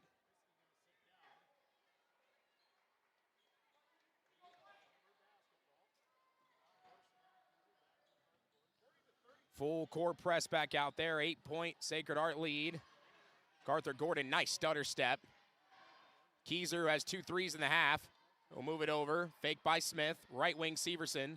Severson stops back out Smith. Smith working on Sunby. Trapped by Swickla. Bringing it back out. Severson over to the left. Keyser. Keyser over to Smith behind her. Smith able to take it away from Sunby. Moving in. Runner. No. That was blocked by Lawrence. She's surrounded. And a foul is called. And that's on Smith, and that's her 4th.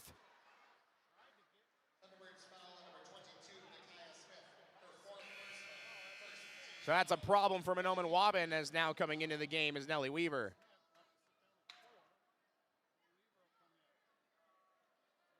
Over half of the Mahnomen Waubun fouls have been committed by Smith, who is very upset on the bench right now.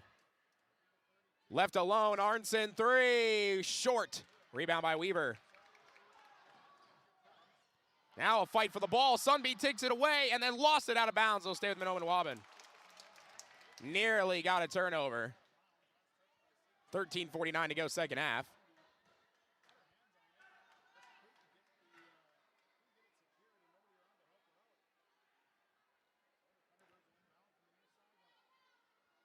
And a little confusion here from the officials. It might be a shot clock issue because they might be determining if Sunby had possession, you would reset the shot clock. And they're going to say, yes, she did, so it's a full 35 for Mahnomen Waubun. That was probably the right call. Inbound to Severson. Mahnomen Waubun down by 8. That was a very close to an over and back, and it looked like the official almost pulled the trigger on that call. Pasternak, move it over. Here's a 3 off a wedgie, nearly on the left side. On that attempt by Severson, here's Sunby coming back the other way. Sunby in the corner, Bernhoff, back to Sunby. Back to Bernhoff, she wants a 3. She's got a 3.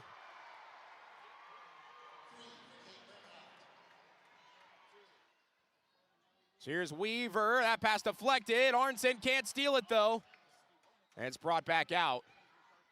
Kick out, Weaver, shot fake, Weaver, Euro, left hand. Oh, pretty play by Weaver.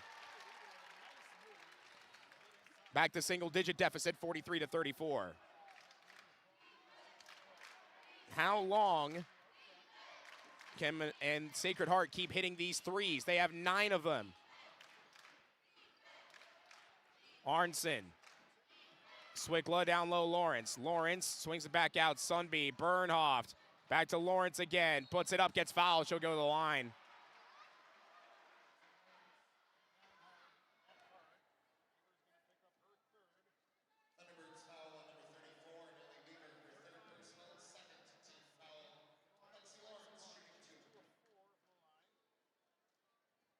So Lawrence back at the line. And first free throw is good.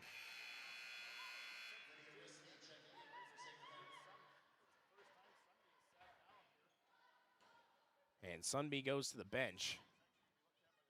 In fact, Sunby's actually going to go to the training staff. There might be some blood on her leg. Second free throw's no good by Lawrence. She's 3 of 6 from the line today.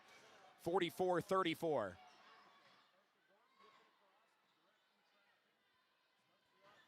Weaver moves it over corner. Pasternak driving, and she gets fouled. Swickla is over there. And if that's on her, that'll be her 3rd. Yes, it is.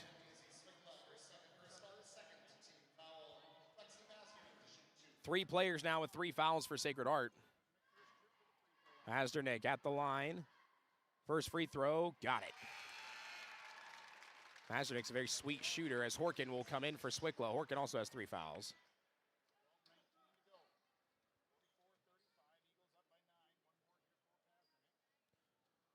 Second free throw on the way. That's way short. Knew it immediately. Lawrence got swarmed her over there. We'll get it back to Horkin. Horkin, they didn't even defend her. She thought about a three, which will get it over to Arnson. Guarded by Severson, 44-35 Sacred Heart. Arnson off the screen. Lawrence gets it back. Lawrence, that's a deep two, very short. Fight for the rebound. Bernhoff's got it. And now a jump ball is called. Possession arrow to Mahnomen Waubun.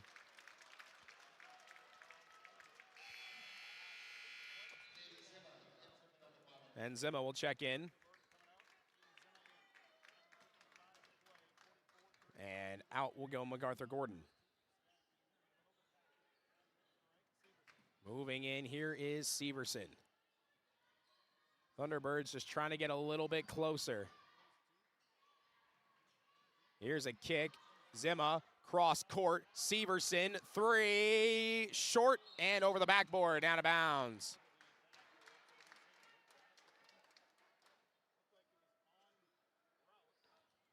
$11:37 to go in half number 2.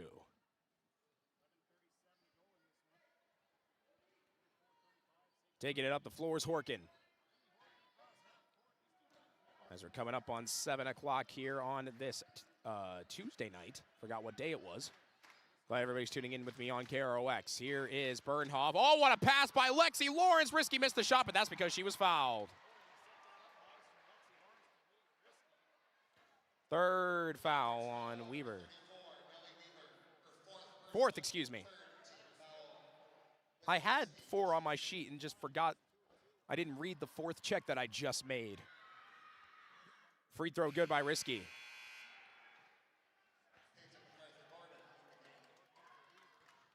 MacArthur Gordon will check back in for her. 45-35, one more free throw for Risky.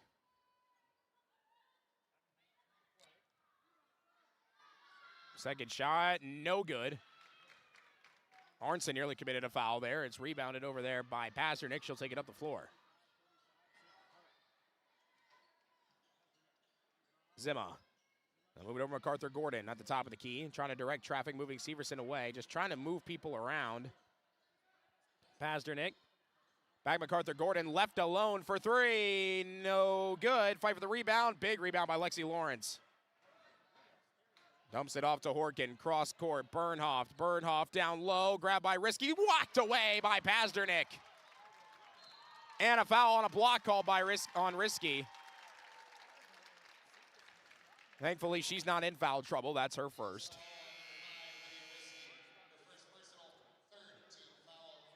Sunby will check back in with a pretty significant red stain on her right knee sleeve that she has. Lobbed in the middle, Pasternak. And nice job breaking that press. Zimma, top of the key, Pasternak. Peels back. Drives, left-handed runner, way off. Ball's loose. Pasternak gets it back. Able to find Zimma. Oh, a nice braid by there. Finley Horkin taking it coast to coast, up and in. 47-35. Another Thunderbird turnover caused that, and there's another one.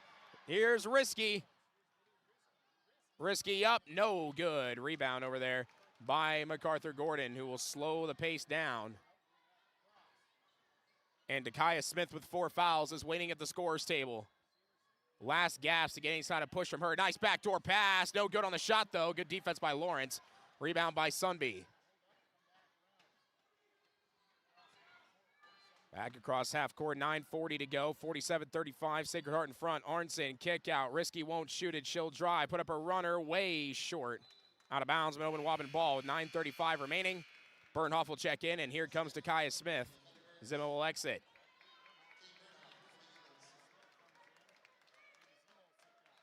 Time is becoming of the essence for the Thunderbirds. Sacred Heart have been doing enough to play even at the moment. 12-11, Sacred Heart in this half. MacArthur Gordon to the left. Dakaya Smith will fire a 3. That's way off. Another air ball. That's her 3rd of the game. Arnson comes away with a rebound. Horkin up ahead to Sunby. Sunby will drive, peel it back out. Arnson for 3. No. And rebound by Lawrence, up and in.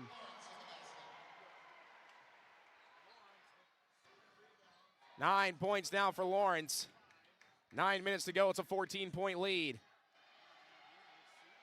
Defense trapped, and a timeout called by Mahnomen Waubun. They are reeling right now. Sacred Heart up by 14. We'll take a break. We'll be back right after this.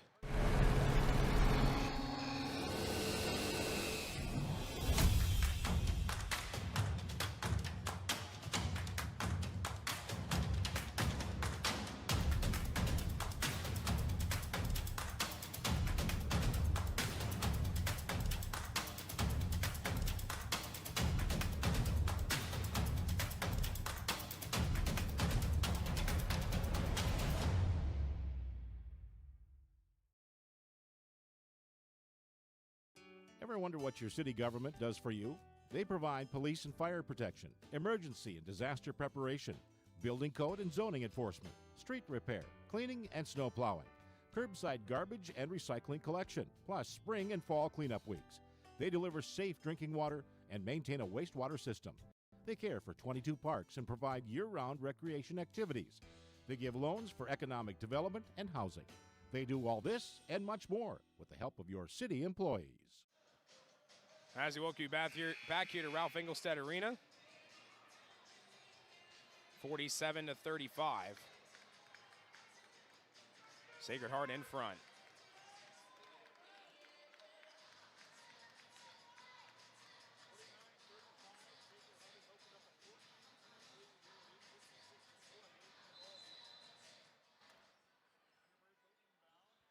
Thunderbirds will inbound here to Severson. 49-35, excuse me. High post, Pasternak. Got rid of it to Severson. Close defense there by Arnson.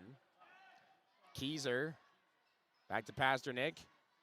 Back to Keyser. She'll fire a three. Off back iron. Fight for the rebound. Horkin dives on the ground and rolls it. It's still a fight.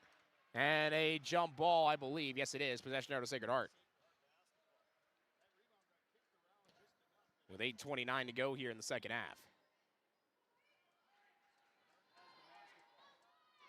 Arnson on the press. Peeling back around. Horkin will get it across a half-court line. Baseline, Bernhoft. Lawrence has Smith on her. He could have gotten 5 fouls. Horkin wants another three. No. Smith comes away with the rebound. Severson picked up full court by Sundby. And Sundby deflected it. And a 10-second violation, and Sundby with a big fist bump after that.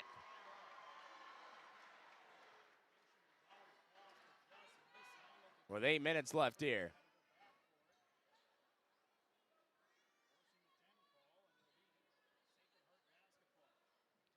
He'll be into Sundby, who will take it up the floor.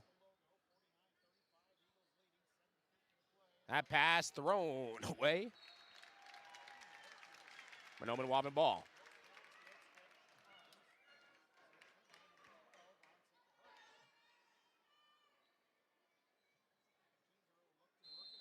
And a timeout, I think, has been called by Coach. Well, no, Coach Lowe is still over there talking to the official.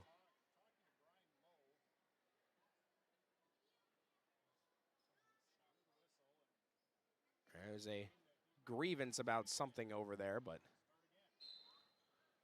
let's just pretend that didn't happen and move on. Here's MacArthur Gordon. Right wing, Pasternak. Pasternak driving on Lawrence, kicks it out. Severson will fire a three. Big shot from Mahnomen Waubun. 9 points for Severson, still an 11-point lead for Sacred Heart. Both teams have now scored 14 points in the second half. Sundby trying to spin around Severson. Sundby, runner, got it!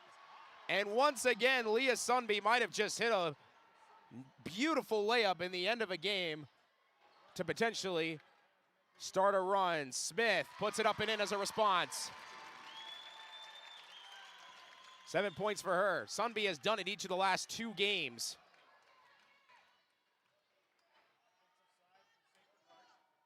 On the right wing, Horkin. Up top, Arnson. They'll go down low. Lawrence guarded by Smith. Puts it up, puts it in. Lawrence has 11 points.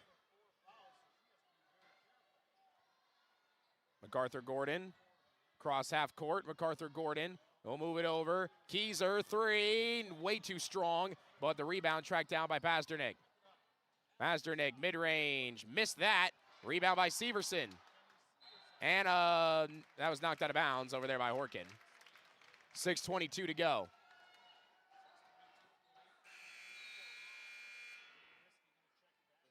Risky will come in for Arnson.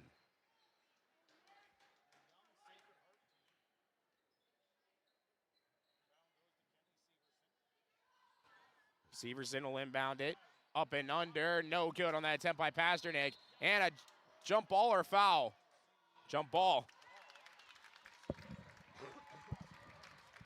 Possession arrow to Mahnomen Waubun.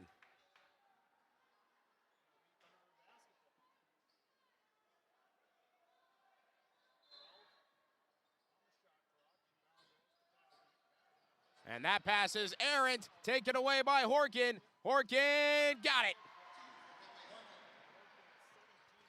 It's a 15-point game with 6:05 to go. Smith stops, knocked away by Bernhoft.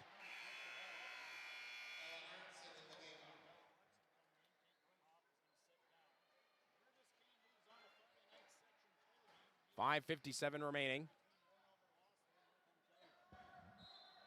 Inbound on the way here. Lobbed up, Pasternak. Beats Horkin to the ball. MacArthur Gordon. Drives, kicks. Keyser, three. That's way short. Sunby with the board. He got a 2-on-1. Sunby slows up and then didn't have the pass. So bring it back out for a three by Horkin. Yep. 20 points for Finley Horkin. Largest lead of the game for Sacred Heart. Running away with this one. MacArthur Gordon, no. Rebound Lexi Lawrence, and a foul from behind on Pasternak.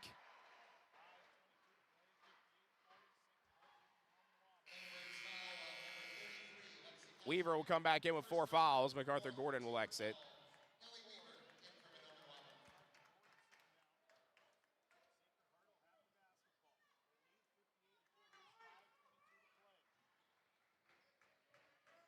Taking up the floor is Sunby. Timeout.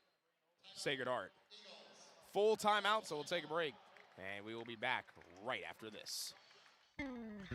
Crookston Valley Cooperative in Crookston is your full-service local agronomy dealer, delivering the products and services that you've come to expect. Crookston Valley Cooperative specializes in seed, chemical, and fertilizers that you need to keep your farm operation growing. For expert advice you can rely on, give Sean, Mike, or Matt a call at 281-1178 today, or stop by at Crookston Valley Cooperative, located at 1122 Fairfax Avenue in Crookston.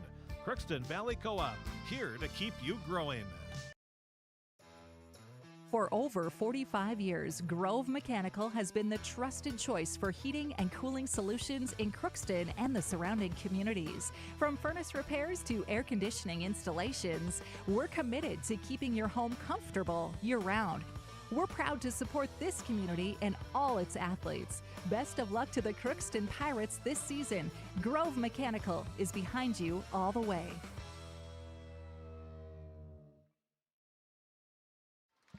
Welcome back to the Ralph. And Sacred Heart is pulling away from this one. 58-40. They can smell a Section 8A championship berth.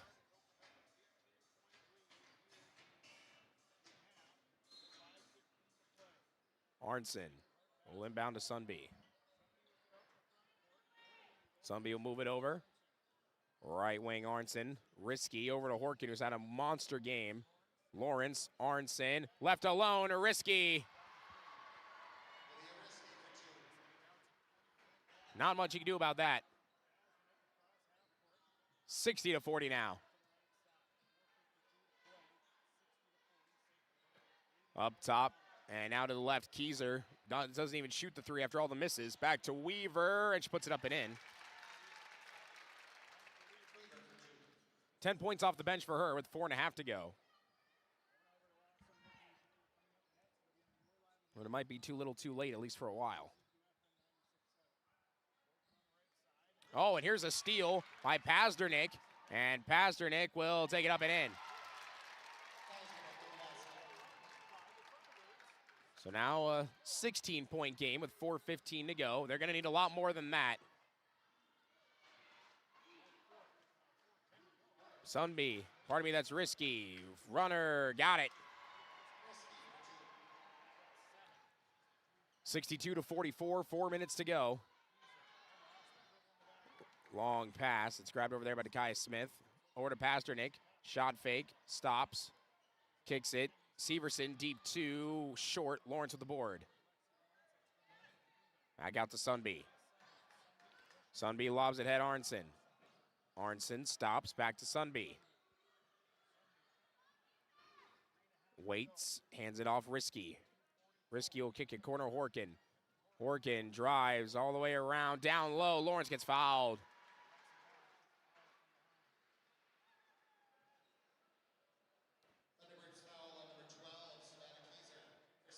Kelliher gets her second foul of the game.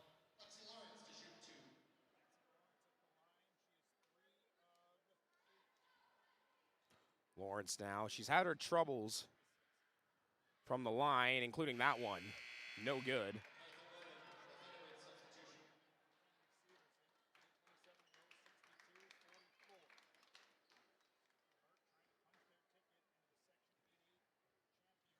Second free throw by Lawrence. Got it.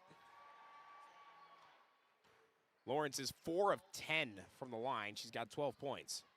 Press is still on for Sacred Heart. They're up by 19 with 3:20 to go. MacArthur Gordon over to Kelliher.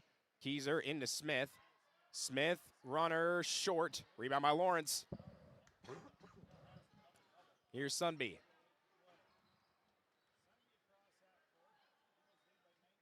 Sunby will move it over to Risky.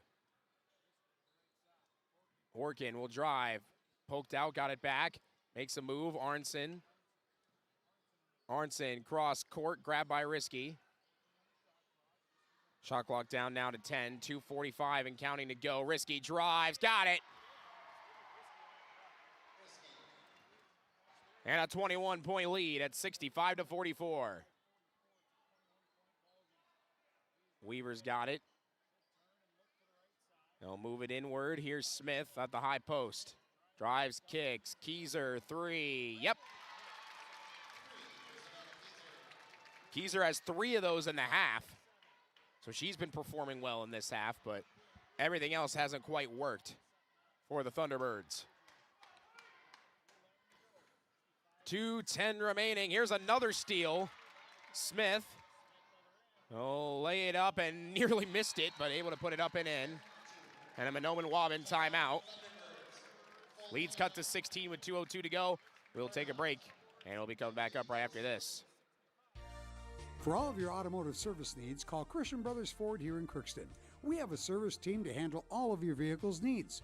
Does your vehicle pull to the right or left? Call and schedule an alignment today. Proper alignment saves gas and wear on your tires. We're here to take care of your vehicle repairs and maintenance. Call Christopher or Jersey in the service department at 281-1338. Make an appointment today with the service department at Christian Brothers Ford of Crookston, where we make it easy.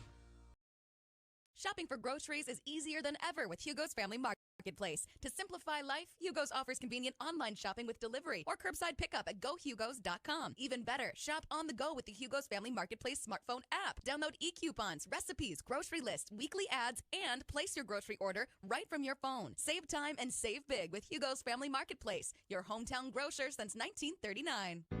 You're gonna find more low prices, more great stuff when you go to Hugo.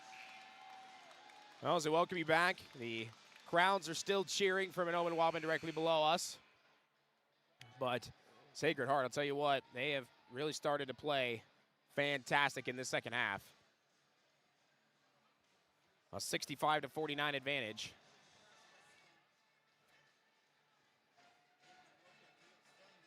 And the officials are now looking at Sunby's leg, which has already been looked at by the training staff for blood. I think they're trying to have her prove that it's not bleeding anymore. And that's a no, according to the official. So Sunby will come back off. And we'll head back to the trainers. And then Sunby just fell in front of the steps. Oh, she went down. She sat down. I thought she was going to the trainer, but she sat down in front of the steps, and she went down so fast, it looked like she had fallen. And an inbounds pass somehow found Lexi Lawrence. Pressure from Mahnomen Waubun trying to do something here. Under 2 minutes to go. Horkin. You can run as much of this clock down as you want. Minute 45, Risky. And you move it over to the left, Horkin. Down low, Lawrence, turn around, no. Rebound by Smith. They gotta move quickly. Minute and a half to go. Arthur Gordon just dribbling over there. Weaver dropped the pass, gets it back. Now looking to drive downhill, blocked by Lawrence. Risky. Trying to get across half court and does. And it'll be back over to Horkin. Right wing Arnson. Risky. And no real attempted foul for Mahnomen Waubun. 60 seconds to go. This one's pretty much all but over. Lawrence double teamed, will fire another shot, and that one will get the bounce. Lawrence has 14. The pressure not going away for Sacred Heart.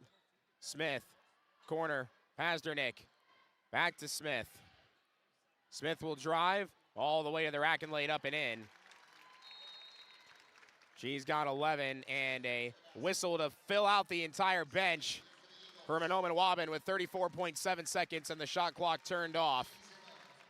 And some hugs for the seniors that have come off the floor.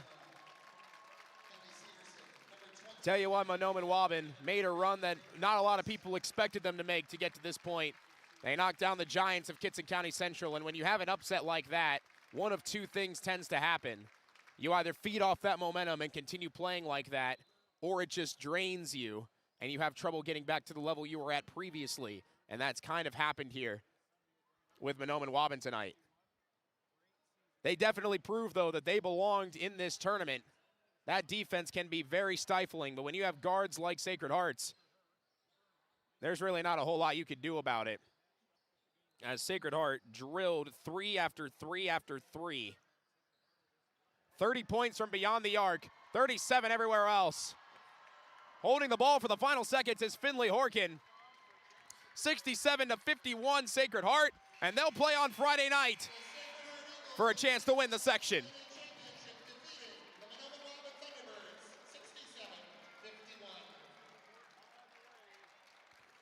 A great win for the Sacred Heart Eagles. Continuing their fabulous pace of play. And we will take a break here. And when we come back, we'll take a look at our scoring and stats. That'll be coming up right after this final score. Sacred Heart 67, Mahnomen Waubun 51. Your local Ace has it all. The full line of Ego Outdoor Power, and we're here to help. So shop in store or online for curbside pickup or same-day delivery. With Ace, getting the Ego products you want has never been easier. Ace is the place with the helpful hardware, folks. At Crookston High School, we really have a lot going on. There isn't that much going on. Oh yeah? We have softball, baseball, track and field, soccer, swimming, tennis, golf, volleyball, trap shooting, hockey, basketball, wrestling. So we have a lot of sports. And there is orchestra, band, choir, visual arts, speech, theater, Leo Club. And Crookston is one of the highest academic schools in the region. Really? Yeah, really, especially in math and science. I guess we do have a lot going on. Yeah, and that's why Crookston High School is my education destination. Happy Joe's in Crookston has some grand news. Our buffet is back. Come grab all your favorites, including our pizza, pasta, and breadsticks, plus more. Buffet is open 11 a.m. to 1:30 p.m. Monday through Friday. Happy Joe's, good times to be together. Crookston Valley Cooperative in Crookston is your full-service local agronomy dealer, delivering the products and services that you've come to expect. Crookston Valley Cooperative specializes in seed, chemical, and fertilizers that you need to keep your farm operation growing. For expert advice you can rely on, give Sean, Mike, or Matt a call at 281-1178 today or stop by at Crookston Valley Cooperative, located at 1122 Fairfax Avenue in Crookston. Crookston Valley Co-op, here to keep you growing. Your local Ace has it all. The full line of Ego outdoor power, and we're here to help. So shop in store or online for curbside pickup or same-day delivery. With Ace, getting the Ego products you want has never been easier. Ace is the place with the helpful hardware, folks. Ever wonder what your city government does for you? They provide police and fire protection, emergency and disaster preparation, building code and zoning enforcement, street repair, cleaning and snow plowing, curbside garbage and recycling collection, plus spring and fall cleanup weeks. They deliver safe drinking water and maintain a wastewater system. They care for 22 parks and provide year-round recreation activities. They give loans for economic development and housing. They do all this and much more with the help of your city employees.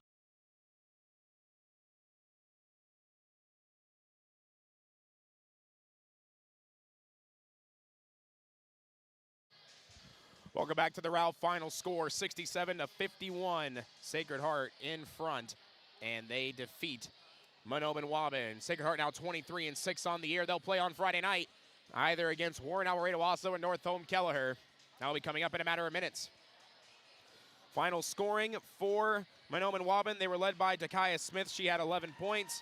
10 points came from Nellie Weaver. 9 apiece from Savannah Kieser, Kenley Severson, and Lexi Pazdernik, and 3 points for Peyton MacArthur-Gordon.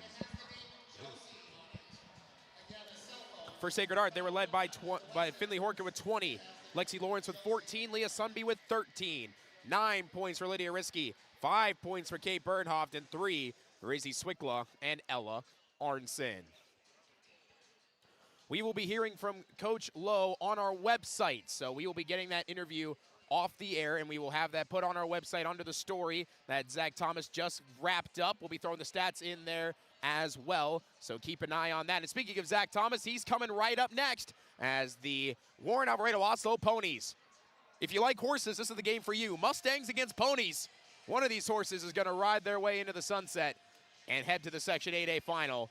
We'll find out in just a little bit. Zach Thomas coming up next. For now, I'm Gabe Bishop signing off. Final score, Sacred Heart 67, Mahnomen Waubun 51. For over 45 years, Grove Mechanical has been the trusted choice for heating and cooling solutions in Crookston and the surrounding communities. From furnace repairs to air conditioning installations, we're committed to keeping your home comfortable year-round.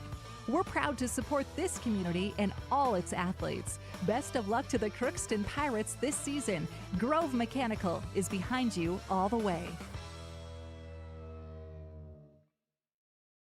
Welcome to Andy Ullman State Farm. We're located on 423 North Broadway, next to Holiday in Crookston, Minnesota. Third generation agent with State Farm. We've got a team here with over 75 years of experience, 6 of us fully licensed, here to serve you. We know insurance is about a promise, and we're here from the beginning to throughout the whole process to deliver on that promise. Nobody likes to wait on hold, and neither do we. Give our office a call where a cheerful voice is ready to help you right away. Call 218-281-3643. For all of your automotive service needs, call Christian Brothers Ford here in Crookston. We have a service team to handle all of your vehicle's needs. Does your vehicle pull to the right or left? Call and schedule an alignment today.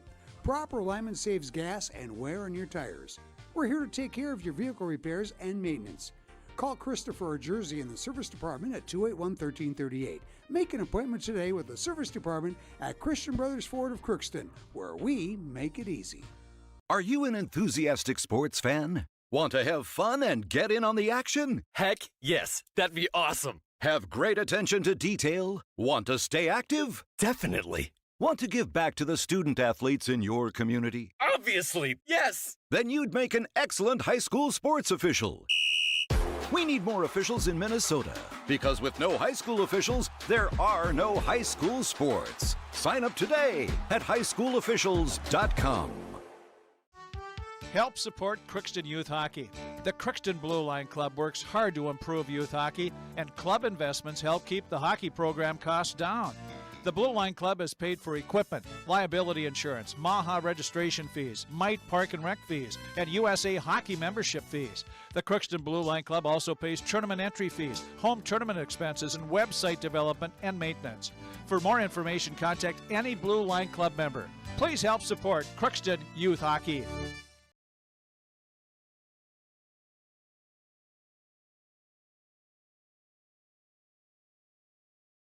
And our coverage of the Section 8A semifinal girls basketball tournament continues here from the Ralph Engelstad Arena as we're ready for Game 2 of our two-game event this evening, as it's a battle of the horses tonight between the Kelliher Northome Mustangs and the Warren Alvarado Oslo Ponies. Good evening, everybody, and happy Tuesday night to you. Zach Thomas with you here on KRX Radio and KROX TV this Tuesday evening. If you're listening, we appreciate you listening. If you're watching, of course, where you can see what's going on as well as hear what is going on this evening.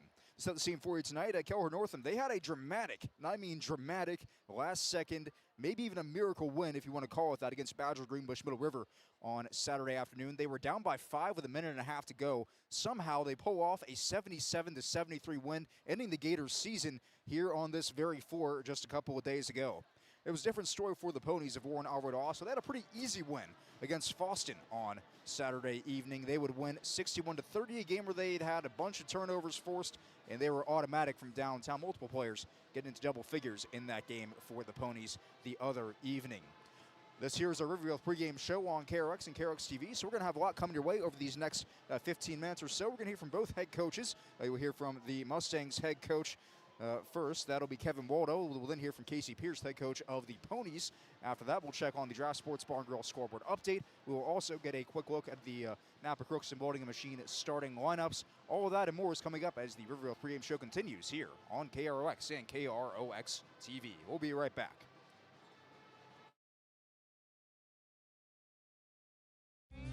You can make a sweet life right here in the Red River Valley with a career at American Crystal Sugar Company.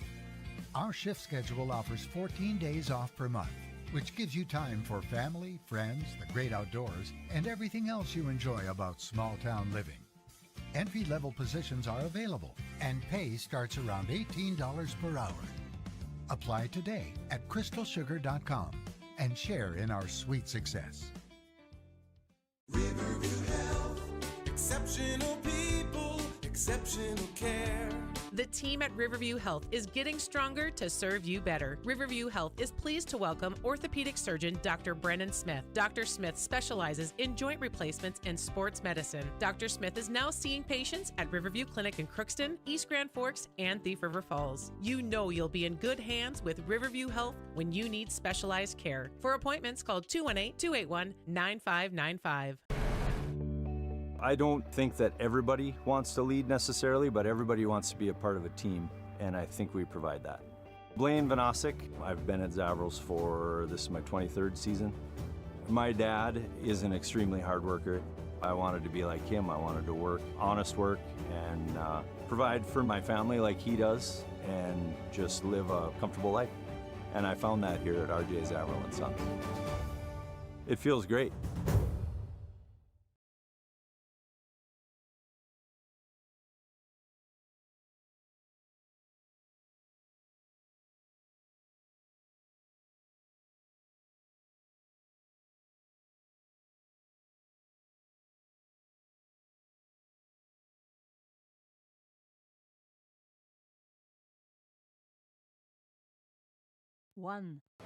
The Riverview pregame show continues now with Kevin Waldo, the head coach of the Kelliher Northome Mustangs. And Coach, it's been a good year for you guys, and it was a bit of a scare for you on Saturday against BGMR. So walk me through the final few moments of that game and how you guys pulled off that miracle win.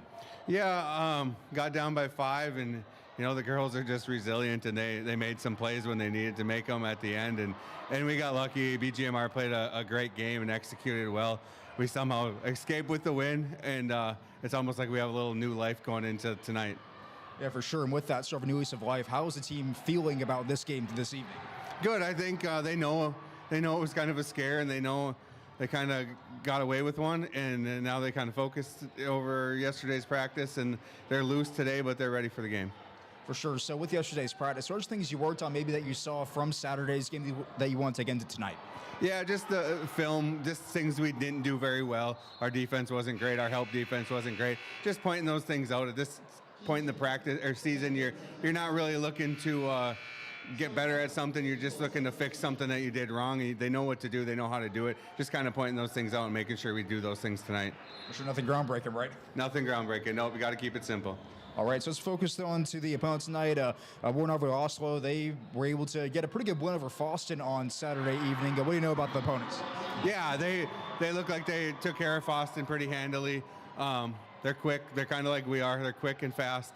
Not super tall, but aggressive on defense, and always trying to get the steal, working their way to outside shots. So just a lot of the same that we've seen with some of the other teams we play. So we're pretty confident that we can match up pretty well with them, and it'll be a good fight.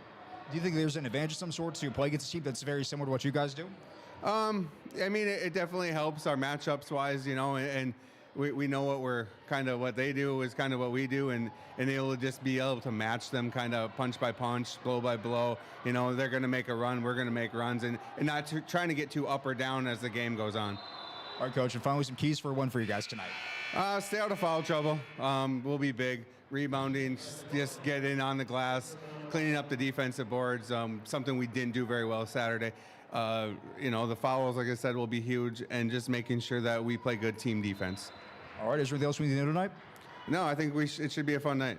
Should be a fun one indeed. Let's Kevin Waldo here from the Kelliher Northome Mustangs on KROX. We'll be back after this.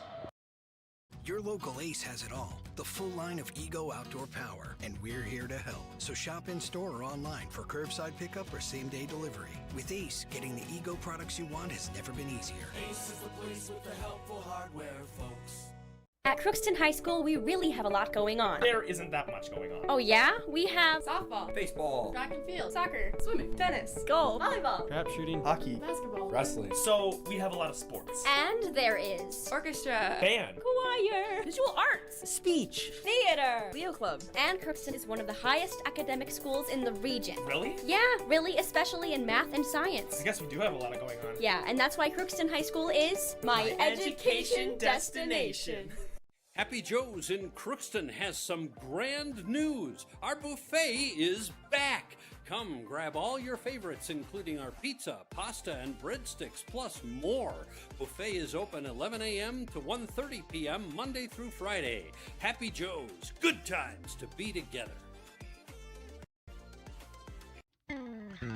Crookston Valley Cooperative in Crookston is your full-service local agronomy dealer, delivering the products and services that you've come to expect. Crookston Valley Cooperative specializes in seed, chemical, and fertilizers that you need to keep your farm operation growing. For expert advice you can rely on, give Sean, Mike, or Matt a call at 281-1178 today, or stop by at Crookston Valley Cooperative, located at 1122 Fairfax Avenue in Crookston. Crookston Valley Co-op, here to keep you growing. Your local pregame show continues now with head coach Casey Pierce of the Warren Alberta Oslo Mustangs. And coach, good win for you guys Saturday. You were able to win in transition, turn over Foston a bunch of times. What did you see from Saturday's game? We played with a lot of heart. The girls played together. We celebrated the good things, and we played our game defense first and got rewarded on the offensive end. For sure. So with that win like that, was there anything you saw in that game maybe you want to try to clean up heading into tonight? I guess the Mustangs are a little bit different than the Greyhounds, so it is going to be a different game. But like always, we're going to stick to our guns and play good hard-nosed defense. We got to rebound the ball really well because Kelliher is very aggressive, getting to the hoop, and if they get any putbacks, that's going to be a disadvantage to us. So we really stress defense and rebounding tonight. For sure. So as far as practice goes, rest goes this weekend, what have you guys been working on as far as your prep goes, and how much rest your team been able to get the last couple of days? Well, they had Sunday off, like I said in the post-game interview on Saturday, and then we went to work yesterday. The girls worked really hard. They're focused, ready for the next game tonight. All right, so let's talk about Kelliher Northome. You mentioned they're very aggressive. They're very quick as well. What do you know about this team from what you've seen this year? They are. They have a lot of basketball players on the team. A lot of offensive threats. They look to push the ball, set the tempo, and they are very good defensively as well because they're quick, they're athletic, they're strong. So we need to play good, smart basketball. We need to take care of it and put the ball in the hoop. All right. Any more keys you haven't mentioned yet? No, I think that's it. All right, perfect. Well, Coach, thanks for the time and good luck this evening. Once again, that is Casey Pierce, head coach of Warren Alvarado also. Garrix, we're back after this. Well, a bit of a change of points here. Let's get my mic back down here in front of my face. But we're going to keep it right here because we're actually getting pretty close to the start of this game. So not enough time for a break yet. Let's go ahead and get you first to our Napa Crookston Welding and Machine starting lineups for this evening. We'll go and get those in first into, well, check the Draft Sports Bar and Grill scored update before we get into our break. But don't forget about Napa Crookston Welding and Machine. They have those Napa Legend batteries, and they'll make sure your car, snowmobile, ATV, vehicle, whatever that might be, starts the first time every time. So go check them out, Napa Crookston Welding and Machine, bringing you the starting lineups this evening. We'll start with the Kelliher Northome Mustangs. Their starters will run as follows. It'll be number 0, Kate Thayer, the junior guard. Number 5, Kenna Lateral, the sophomore guard / forward. She kind of plays in that small forward role, but also can shoot pretty well. She is a sophomore wearing number 5. Junior guard Allie Linden will be out there as well, wearing number 11. Number 34, Kylie Binkley, the junior guard / forward, is out there. And then in the middle will be Charlie Hallstrom playing the post, the guard forward, a junior, wearing number 42 this evening. The last time we covered a Kelliher Northome Mustang girls basketball game was a couple weeks back at Climax Fisher. Hallstrom was wearing a backup jersey. She had number 20 in that game. Tonight she'll be wearing number 42, which is her usual jersey number. So the Mustangs figured that one out. On the other side for the Ponies of Warren Alvarado Oslo, of course, 2 horse teams tonight. Always fun when that happens, so you can gallop to a win. That's the first of many bad horse jokes. I apologize. Starters run as follows for Warren Alvarado Oslo. It'll be number 1, Regan Mortimer, the 5'8 senior guard who had 22 points in the game on Saturday when they had their win over Foston. Macy Bowe, the freshman, standing at 5'9" and wearing number 2, will be starting as well at guard. They'll also run 2 more guards. Andy Peterson, number 4, the 5'6 junior, and number 5, Markel Peterson, spelled with a D instead of a T. The 5'5 junior will be out there. And finally, Ava Oberg, the forward and center, wearing number 20. She stands at 5'8", and she is a senior. We'll also see some hints of Hannah Strobel, the 5'7 sophomore, and Kenley Marcus, the 5'4 freshman, work their way into the game as well this evening for the Ponies. As for Kelliher Northome, they run about 9 deep, so we'll see a lot of different players come off the bench for them as the night progresses. So could be a lot of Mustangs on the floor this evening. As far as the uniforms go, you'll see the Ponies are on the floor in their white uniforms with the black numbers and orange trim this evening. They will be on the right-hand side doing their warm-ups right now. The Mustangs are in the locker room right now, but they will be in their black uniforms now, I believe, with the white and blue accents on them this evening. With that, we have another minute, so let's go ahead and take a look at our Draft Sports Bar and Grill scoreboard update. Of course, you just listened to and watched the game between Sacred Heart and Mahnomen and Waubun, in which the Eagles won 67-51 and pulled away late in that second half of play to get the win there. Some other scores from around the area in single A girls basketball. Walker Hackensack Akeley is ahead of Bertha Hewitt, 36-21 in the first half of play. Let's see, West Central area is up 32-27 on Breckenridge. Hillcrest Lutheran Academy, and that's being played at Perham. They have Underwood. They're trailing 21-37. Let's see. I think that's all the scores in single A for our area. In double A, teams that we would have around here, it was a win for Dilworth Glendon Felton over Monaga, 48-46 this evening. That game played down at Concordia College in Moorhead. As far as the other game going on, Pelican Rapids and Barnesville, that one set the tip off here in about 5 minutes at 7:45. So no word from that one yet in the Section 8 AA semifinal. But if we hear anything, we'll be sure to keep you updated on that throughout the evening. With that, we're about 3 minutes and change away from the start of this game. So let's go ahead and take another quick break. When we return, we'll have tip-off between Kelliher Northome and Warren Alvarado Oslo here on the Voice of the Valley, KROX. We'll be right back. For over 45 years, Grove Mechanical has been the trusted choice for heating and cooling solutions in Crookston and the surrounding communities. From furnace repairs to air conditioning installations, we're committed to keeping your home comfortable year-round. We're proud to support this community and all its athletes. Best of luck to the Crookston Pirates this season. Grove Mechanical is behind you all the way. Welcome to Mahnomen State Farm. We're located on 423 North Broadway, next to Holiday in Crookston, Minnesota. Third generation agent with State Farm. We've got a team here with over 75 years of experience. 6 of us fully licensed, here to serve you. We know insurance is about a promise, and we're here from the beginning to throughout the whole process to deliver on that promise. Nobody likes to wait on hold, and neither do we. Give our office a call where a cheerful voice is ready to help you right away. Call 218-281-3000. 3643. For all of your automotive service needs, call Christian Brothers Ford here in Crookston. We have a service team to handle all of your vehicle's needs. Does your vehicle pull to the right or left? Call and schedule an alignment today. Proper alignment saves gas and wear on your tires. We're here to take care of your vehicle repairs and maintenance. Call Christopher or Jersey in the service department at 281-1338. Make an appointment today with the service department at Christian Brothers Ford of Crookston, where we make it easy. Are you an enthusiastic sports fan? Want to have fun and get in on the action? Heck yes, that'd be awesome. Have great attention to detail? Want to stay active? Definitely. Want to give back to the student athletes in your community? Obviously, yes. Then you'd make an excellent high school sports official. We need more officials in Minnesota, because with no high school officials, there are no high school sports. Sign up today at highschoolofficials.com. Help support Crookston Youth Hockey. The Crookston Blue Line Club works hard to improve youth hockey, and club investments help keep the hockey program costs down. The Blue Line Club has paid for equipment, liability insurance, MAHA registration fees, Mite Park and Rec fees, and USA Hockey membership fees. The Crookston Blue Line Club also pays tournament entry fees, home tournament expenses, and website development and maintenance. For more information, contact any Blue Line Club member. Please help support Crookston Youth Hockey. Farming today doesn't always feel the same way it used to. Then again, some of it feels all the same. Maybe it isn't so much the jobs that changed, but how they get done. Now that's a different story. Efficiencies are critical, which is why you need a lender who will find the right loan structure for a strong financial future. You need a lender to look out for your whole farm operation. Ag Country. And we are back here at the Northome Ingolstadt Arena, just about 3 seconds or so away from the announcement of the starting lineups to everyone here in the rink, I guess we should call it, because this is typically a hockey rink.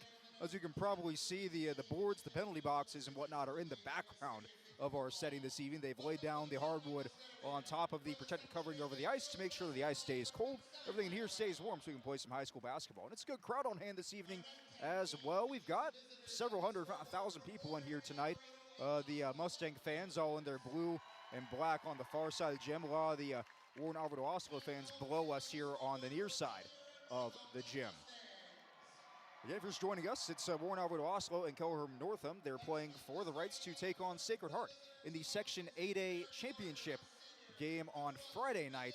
Sacred Heart, of course, got a big win just moments ago, 67-51 over Mahnomen and Waubun, who got there by way of an upset of top-seeded Kitson County Central, who might have been favored to win the entire tournament just a few days ago. But should be a fun one here tonight, a battle of the horses. Which one will race to a victory this evening? The Mustangs or the Ponies, we will see here in due time. As Warren Alvarado also has made their way onto the floor. Again, their starting five will be number 1, Regan Mortimer, number 2, Macy Bowe, number 4, Annie Peterson, number 5, Markel Peterson, and number 20, Ava Oberg this evening. And they will also have, on the other side, for Kelliher Northome, it'll be number 0, Kate Thayer, who's making her way through her teammates right now. She'll be followed by Kenna Lateral, the sophomore, wearing number 5. Allie London should be next after that. Yep, there comes London. After her will be Kylie Binkley, wearing number 34, the junior guard forward, and Charlie Hellstrom will wrap up the starting lineup for the Mustangs this evening. As both teams get a final word from me, or the Ponies will get a final word from their coaching staff, the Mustangs will huddle up right there between the logo and the three-point line as the referee makes his way to half court, getting ready for the tip. It'll be Regan Mortimer in there for Warren Alvarado Oslo, and coming into the circle for the Mustangs will be Charlie Hellstrom. 18 minutes on the clock. We are ready for some Section 8A semifinal basketball between Kelliher Northome and Warren Alvarado Oslo. Winner moves on to the Section 8A championship game. Tip is up, and it is won by the Ponies. Taken away by Macy Bowe, the freshman. Bowe, wearing number 2 with the pink shoes, tosses out to Peterson. Markel Peterson gives it off to Regan Mortimer. Now Annie Peterson goes to the corner. Bowe's down there, well guarded by Kylie Binkley. Bo tries to work away inside, nearly had it ripped away from her, tosses outside, here's Peterson. Kicks it out, Annie Peterson, shot is blocked. Rebound, or rather the steal will go to Hallstrom for the Mustangs. No score yet, 17:31 remains in the first half of play. Into the rim is Binkley, she missed it, no foul. And applause from the Pony bench as that one's nearly tipped away from Bo.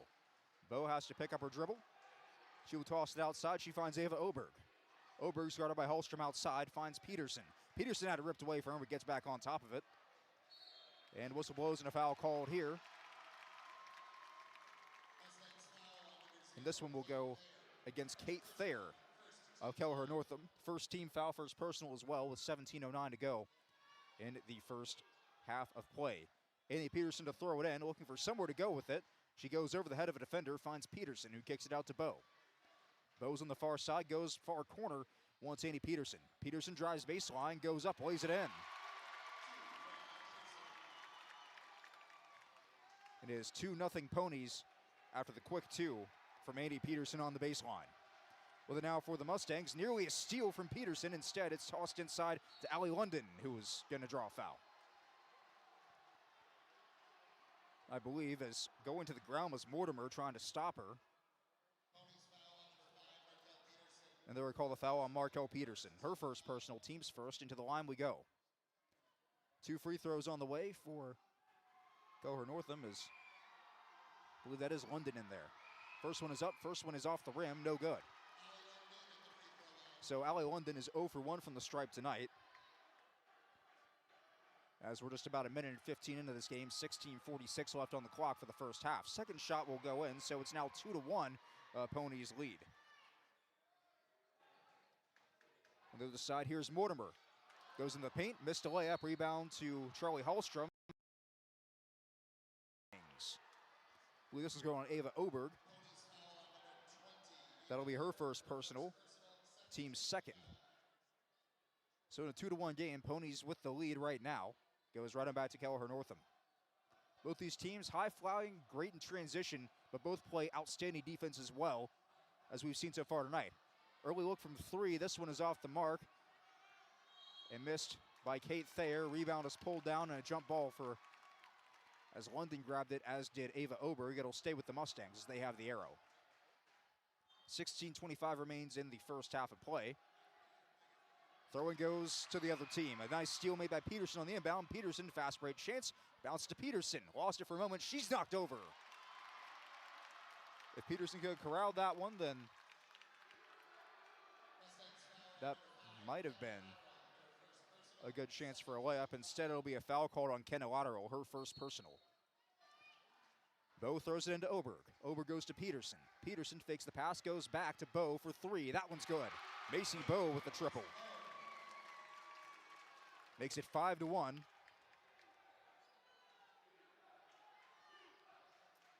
the other side, here is Kylie Binkley. Binkley goes down low to Hallstrom, using her height to her advantage, has it ripped out of her hands.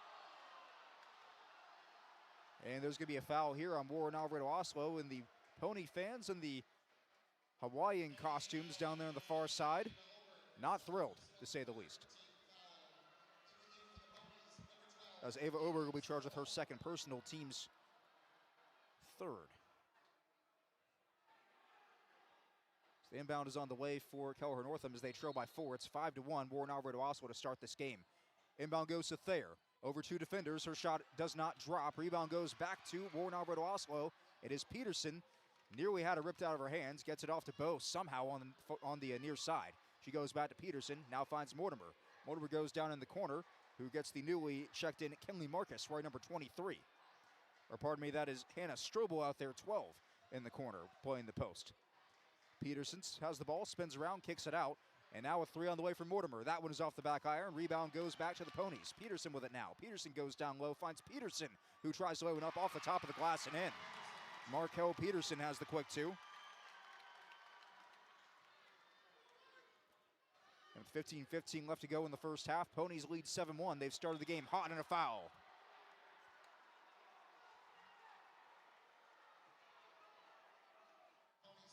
This one will go against Markel Peterson.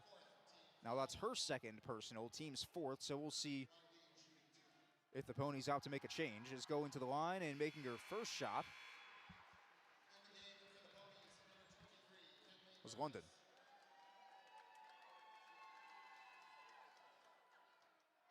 Kelly Marcus is now into the game for the Ponies as the second shot is up and in from Allie London. She has all three from the charity stripe tonight for the Mustangs. They now trail 7-3.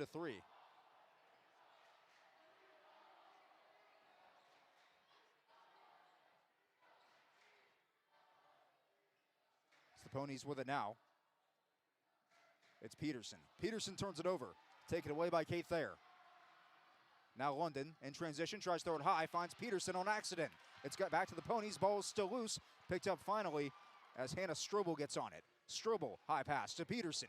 Peterson goes back to Strobel. Strobel lost it, now Peterson, quick two from Marcus is up. That one's gonna go in. Kinley Marcus off the bench. Makes it 9-3.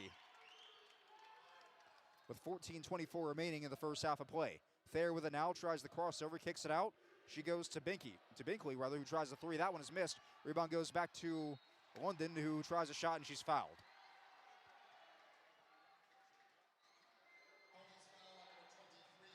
This one goes on Kinley Marcus. Her first personal, team's fifth. And back to the line is Allie London. And that is where all the Mustang points have came this evening. The first shot will go off the front of the rim, and it's rejected. So she's now 3 of 5 from the line. One more on the way as the Pony fans make some very loud noises. The second shot for London will drop, making it 9-4. On the other side for the Ponies, it's Bowe. Bowe pulling a brace on her ankle, kicks it outside to Peterson. Peterson now goes down low. She wants Bowe again, and that one's turned over again. A nice steal made here in transition. Couple nice passes. Holstrom to the lane is up and in. No, she missed it. Falls off the bottom of the rim. Rebound goes to the Ponies. Here comes Bowe. Macy Bowe tries to run down a couple defenders. Bounce pass to Mortimer in the paint. Mortimer lays it in. Make it 11-4 for the Ponies. 13:36 remaining. With it now, a quick two from Thayer on the quick drive through the lane. It's right back. 11-6 and a timeout called here by Warren Alvarado Oslo. Let's say 30-second timeout. We'll take them with them. We're back in 30 on KROX. This is my farm. Don't come out here and tell me what I need. I need solutions that work and market options that are worth my time. Small town support that sees the bigger picture. A global network that empowers us. A co-op that's there for us every day.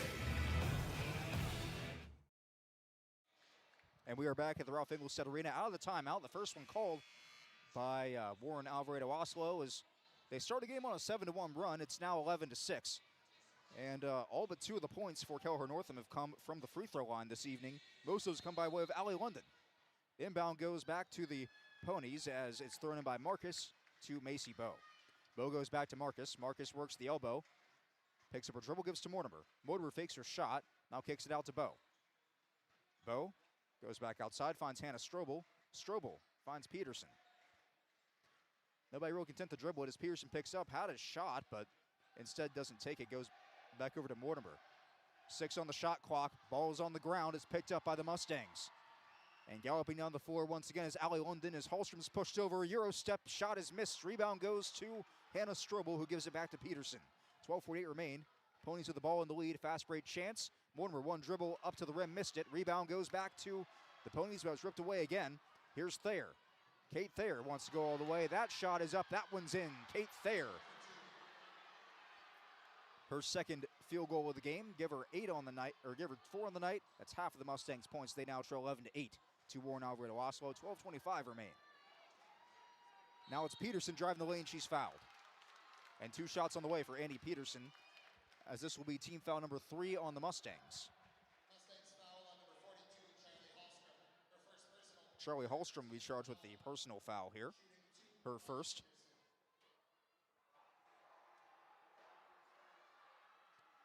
And And Peterson's first free throw is missed. She's trying to answer the 4 straight from Thayer.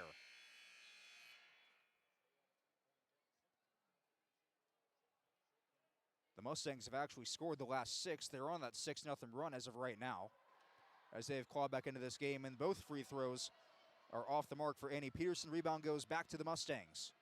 It's London. London goes outside. She finds lateral. Now kicks out for 3. That one's up and in. Kylie Binkley.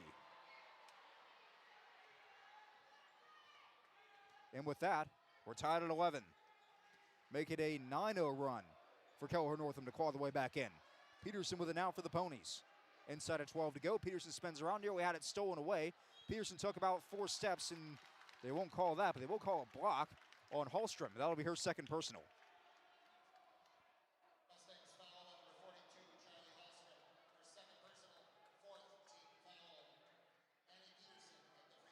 So Peterson has a chance for 2 more. She missed her first 2 at the line. The only 2 free throws of the night for the Ponies. The first one will rim out. And maybe it's just bad luck at this point as Peterson gets a pat on the back. So Emma Wong comes in the game now for Kelliher Northome. She wears number 4. She is a freshman forward. As a second shot by Peterson's also off the mark. Rebound goes back over to Kelliher Northome. There goes outside to London. Now Binkley. Binkley gets it back. Binkley for 3 again, and that one's knocked down. And that gives the Mustangs their first lead of the night at 14-11. 11:33 remain in the first half of play. Here's Bo. As she tried to find one of her teammates, Marcus couldn't catch it. It goes back to the Mustangs, as they have been on a streak. Binkley looks outside, finds her teammate in the corner as Thayer's 3 is well short, and whistle blows here. Then we'll get a couple of subs.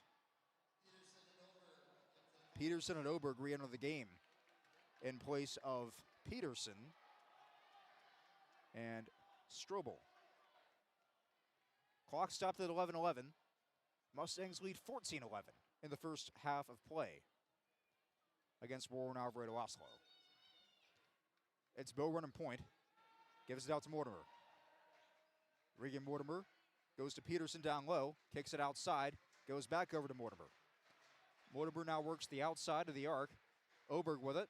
High pass, throws it away. It's a steal from Kate Thayer. Thayer going all the way home, and she knocks it down.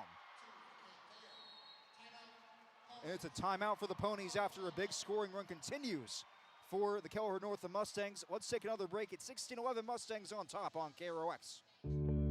I don't think that everybody wants to lead necessarily, but everybody wants to be a part of a team, and I think we provide that. Blaine Vanosic, I've been at Zavrals for, this is my 23rd season. My dad is an extremely hard worker. I wanted to be like him. I wanted to work, honest work, and provide for my family like he does, and just live a comfortable life. And I found that here at RJ Zavril & Son. It feels great. For all of your automotive service needs, call Christian Brothers Ford here in Crookston. We have a service team to handle all of your vehicle's needs. Does your vehicle pull to the right or left? Call and schedule an alignment today. Proper alignment saves gas and wear on your tires. We're here to take care of your vehicle repairs and maintenance. Call Christopher or Jersey in the service department at 281-1338. Make an appointment today with the service department at Christian Brothers Ford of Crookston, where we make it easy. All right, we are back here on KROX and KROX TV as Warren Alvarado Oslo has they're trailing now suddenly after a 12-0 run from Kelliher Northome over the last couple of minutes of this game. There's about 10:42 remaining in the first half of play. Ponies need some answers, need them now. It's Peterson with it. Peterson will kick it out. And that one's thrown away. It'll be Mustang ball once again. As far as the foul situation goes, the Mustangs have 14 fouls to the Ponies 5. As taking it off the inbound is Kate Thayer. Thayer at the arc. Well guarded by Marcus. She throws it outside to London. London goes down the paint, and she wanted to find Kenna lateral, but it went out of bounds. They say it will last touch one of the ponies, so an inbound on the way here from Emma Wong, who just checked in. Again, Wong, the freshman, wearing number 4. She'll throw it high, and she goes straight to London.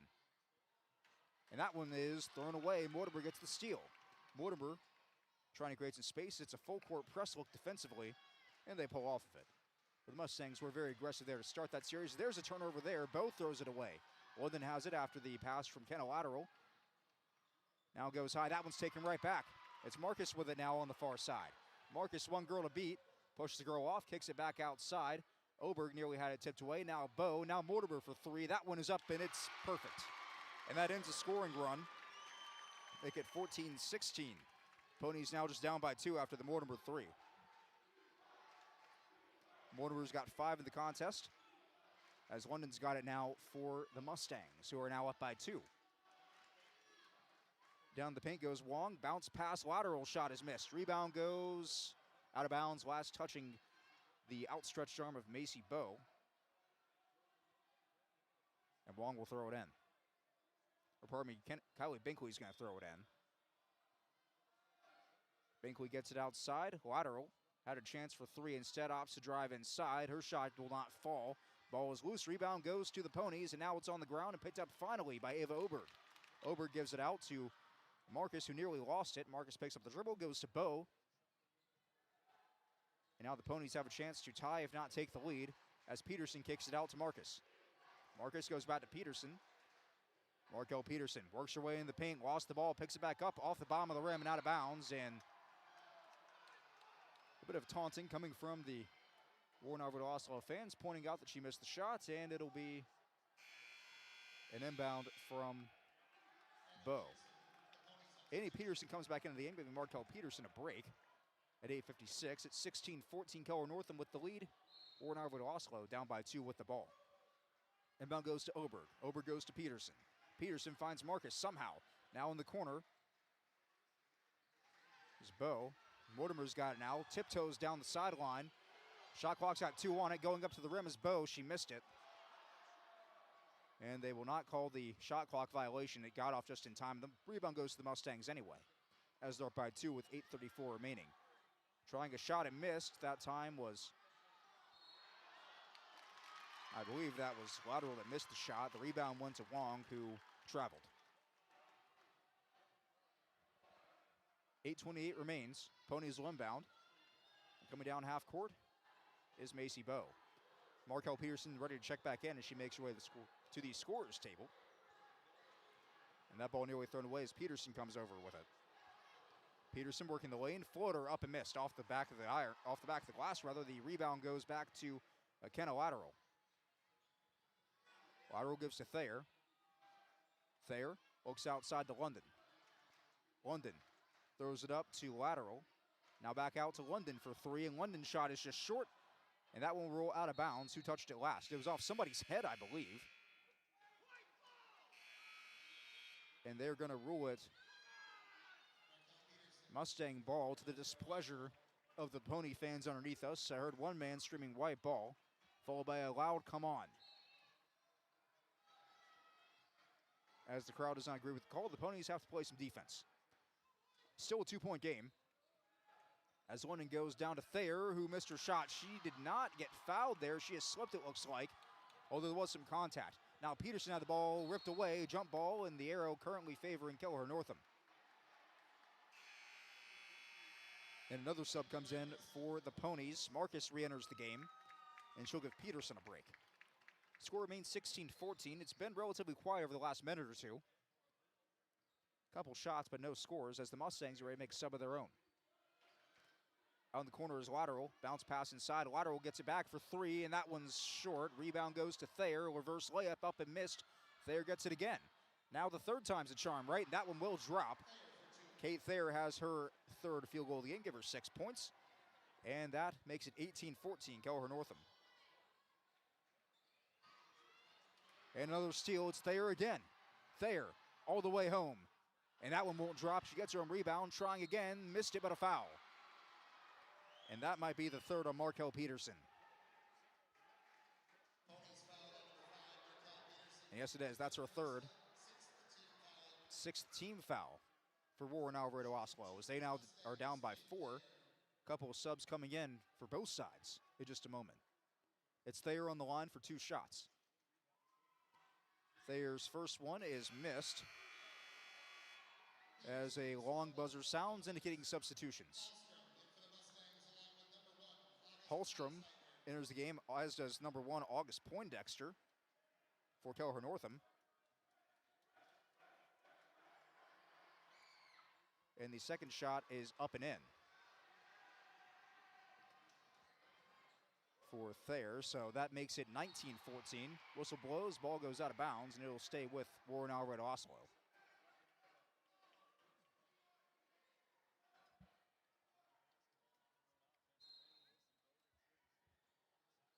Inbound comes from Bowe with 7 minutes even on the clock. Throws into Peterson. Peterson will work out to the far side elbow, spins around, picks up her dribble, gives it to Mortimer. Mortimer working on London. And she will give it off to Marcus. Marcus throws it away. Thayer, once again, nobody's home. And Kate Thayer lays it in again. 8 points for Thayer.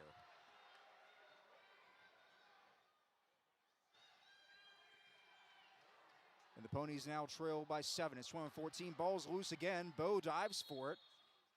And they will call a jump ball. This one will stay with Warren Alvarado Oslo.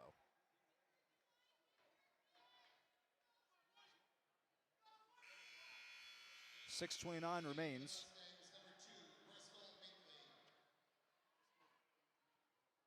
And we have another sub in for the Ponies. This is Bristol Binkley. She wears number 2 for Kelliher Northome, rather. It's Peterson with the ball. Peterson looks outside to Mortimer. Mortimer will feed Bowe inside. Bowe in the paint, floats up a shot. That one is missed. Rebound goes to Annie Peterson. Peterson picks up a dribble, kicks outside. Mortimer, catch and shoot 3, up and missed. Rebound goes now to Strobel. Strobel now has some defenders on her back. Trapped in the corner, off of somebody's foot, and it will stay with the Ponies. Still 21-14.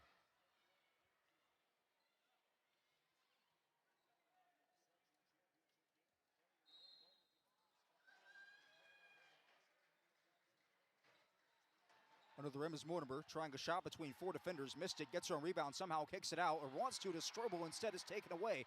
It's Poxleitner who has it. August Poxleitner, wearing number 1, who checked in the game moments ago, gives it out.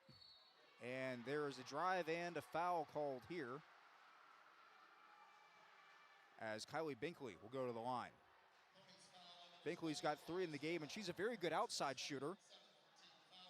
She hasn't really had a chance to show it off tonight, but has a chance for 2 from the charity stripe and extend this lead. Her first one is up and in, so Binkley's perfect from the line so far to make it 22-14. Second one on the way.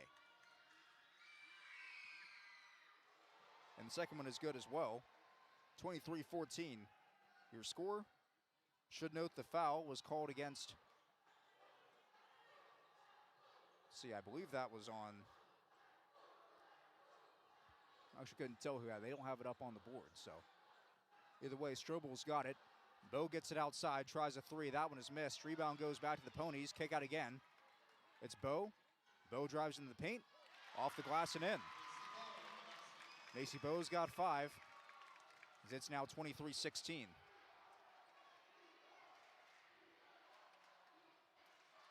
.5:11 remain. Mustangs with the ball. Hallstrom's got it in the paint. Hallstrom works back outside, hands it off to Binkley. Binkley kicks it out to Binkley. It's Bristol with it, as she wants Kylie, who was pushed over. Officials say she was tripped. And Markel Peterson comes back into the game for Albert Oslo. On the other side, it's Kate Thayer returning to the game, replacing Binkley. Annie Peterson checks out for the Ponies. 5 minutes left. Inbound goes from Marcus to Bowe.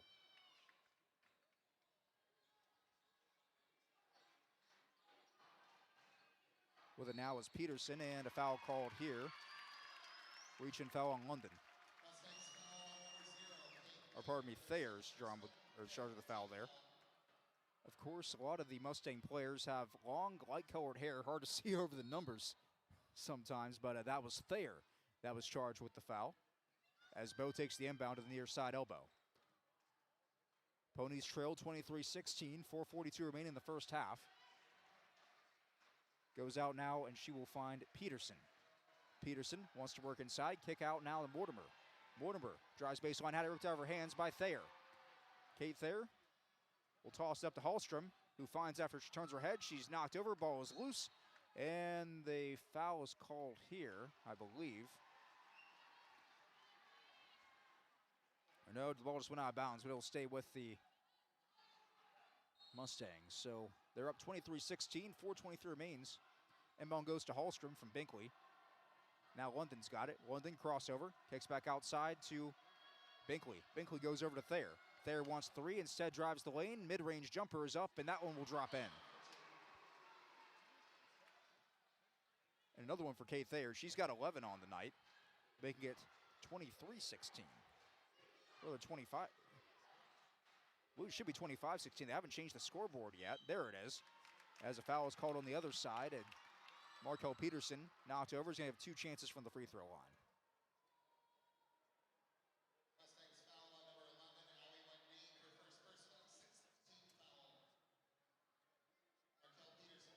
So Peterson will have a chance at two shots. And the first one is off the front of the rim and no good. Markel Peterson's got just two in the game, as coming back in for Warren Alvarado Oslo is Ava Oberg. She will send Hannah Strobel over to the bench, as the clock still stopped at 3:55. Second one on the way is up, and that one is no good. Rebound again goes to the Mustangs. It's Binkley now. Binkley gives it out to Poxleitner. Poxleitner wants to drive the lane, goes over to Hallstrom, who has a nice jumper and puts it in. Hallstrom gets her first points. Poxleitner with the assist. It's 27-16.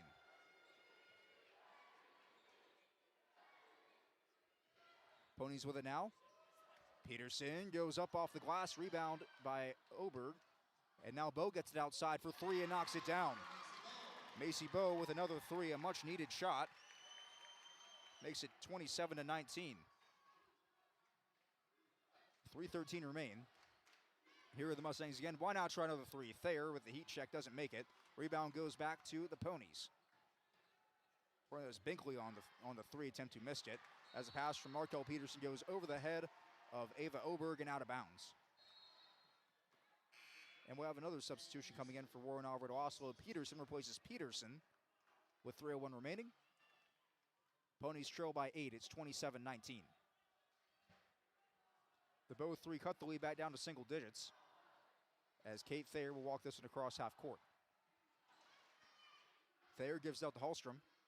Hallstrom with a little bit of space will bounce pass down low, and that shot is up and missed. Rebound goes back to Warren Alvarado Oslo. It's Bowe.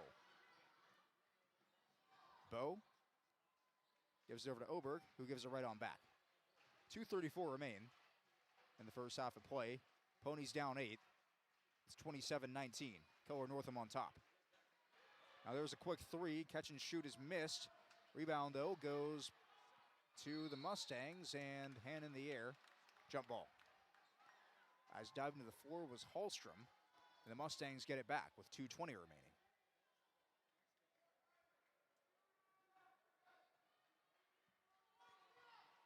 Thayer will walk it down as the clock ticks down to 2:14. Mustangs up 8. Wouldn't call it a comfortable lead, but it's enough of a lead to be happy with where they are. She gives out to Poxleitner. August Poxleitner finds Hallstrom. Hallstrom now goes over to London. London wants to drive the lane, nearly has it ripped away. Poxleitner finds it before it goes out of bounds. Now down low to Hallstrom, one dribble, tries a shot, missed. Rebound goes to Oberg of Warren Alvarado Oslo. Inside of 2 to go. Bowe crossed the timeline at 1:46. Bowe's got 7 on the night. She leads the Ponies in scoring, nearly lost the ball that time, and she's well guarded by Binkley. Gets a screen.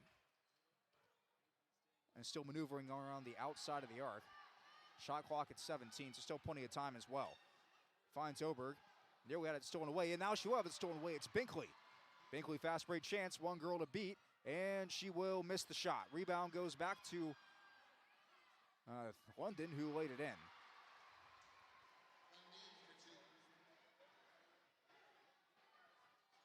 Two more for the Mustangs, and It's now a 10-point lead, 29-19.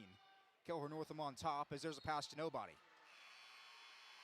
Marcus just threw that one out of bounds. I believe she wanted Bo, and a bit of a miscommunication there. So Kenna Lateral and Bristol Binkley re-entered the game for Kelliher Northome. On the other side for Warren Alvarado Oslo, Eddie Peterson's come back in.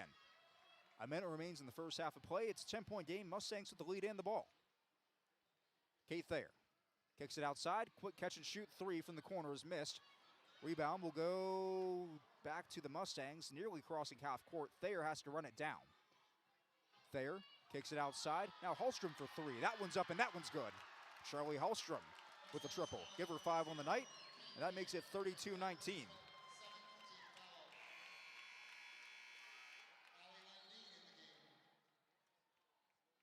I believe a foul was called there.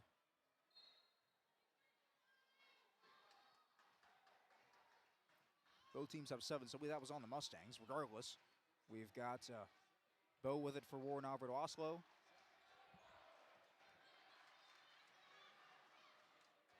Yeah, with the foul, they don't count the points, so remains 29-19. It's Peterson. Peterson working on lateral, spins around her, picks up her dribble, goes outside. Strobel for 2, missed. Rebound goes back to the Mustangs. Bristol Binkley rebounds. Hallstrom goes to London. London, 9 on the clock. Shot clock turned off. Rebound goes back to the Ponies. Got out fast, 5 seconds and counting. Macy Bowe with 3, gives it off. And they've got to try a shot and not enough time. Peterson couldn't get it off. Maybe one too many passes there for the Ponies in the half as they trail by 10. It is 29-19. Kelliher Northome with the lead over Warren Alvarado Oslo. We'll be back with our halftime stats after this. You're listening to the Section 8A semifinals on KROX and KROX TV. You've been waiting for a chance to do something that matters, something big without a big price tag. Welcome to Northland Community and Technical College. Here you can have a big impact on a small campus.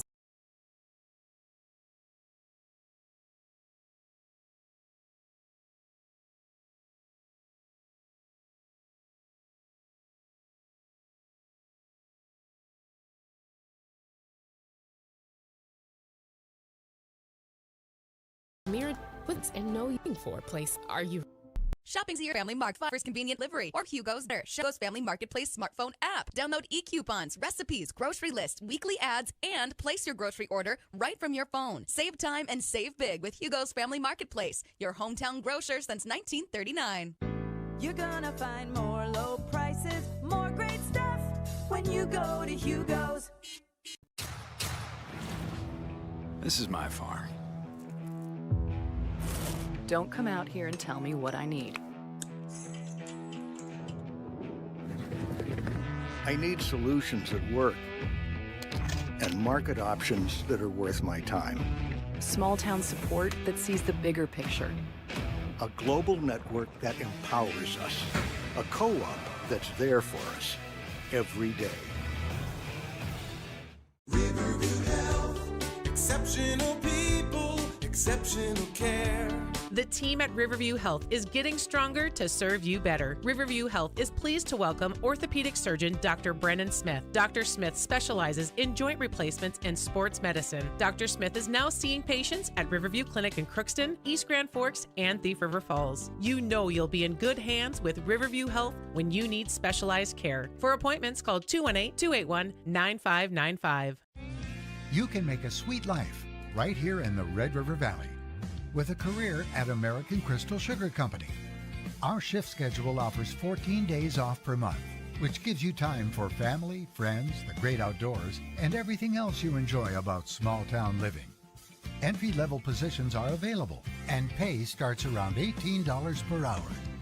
Apply today at crystalsugar.com and share in our sweet success. And we are back here at the Ralph Engelstad Arena. About 7:20 to go here in the halftime break.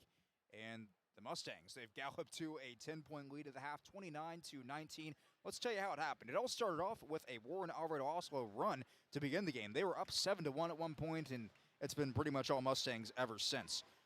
There was some bucket trading there for a couple minutes. Then it was a 12-0 run for Kelliher Northome to kind of put themselves out in front. They would take the lead at 11-14. They would not really look back from there, as they would then go on a couple more runs to end the half, and that's how we ended up at 29-19. As far as individual stats go, Kate Thayer for Kelliher Northome has 11 points. She leads all scorers. Allie London's got 6. 4 of those came from the free throw line. Kylie Binkley's got 5, and Charlie Hallstrom has 5 as well. On the other side for Warren Alvarado Oslo, it's Macy Bell leading the scorers with 8. She has 2 threes in the game as well as a 2. Regan Mortimer has 5 points in the game. She has a 3 and a 2 as well. Annie Peterson's got 2 points. Markel Peterson has 2 points. And Kinley Marcus has 2 points as well. If there's one thing on the stat sheet that maybe glares at you, it's the free throws. For Kelliher Northome, they've only missed 3 of them. They are 5 of 8 from the line tonight. As for the Ponies, 0 of 6. And 6 points in this game makes a pretty big difference. It would be a 2-possession game instead of a 5-possession game if that were the case, or a 4-possession game rather. But we'll see if that's something that the Ponies can fix here in the second half of play. We're going to take another quick break. When we return, we'll give you a quick look at the Draft Sports Bar and Grill scoreboard update. That's coming up after this, as the Mustangs lead Warren Alvarado Oslo 29-19 on KRX and KRX TV.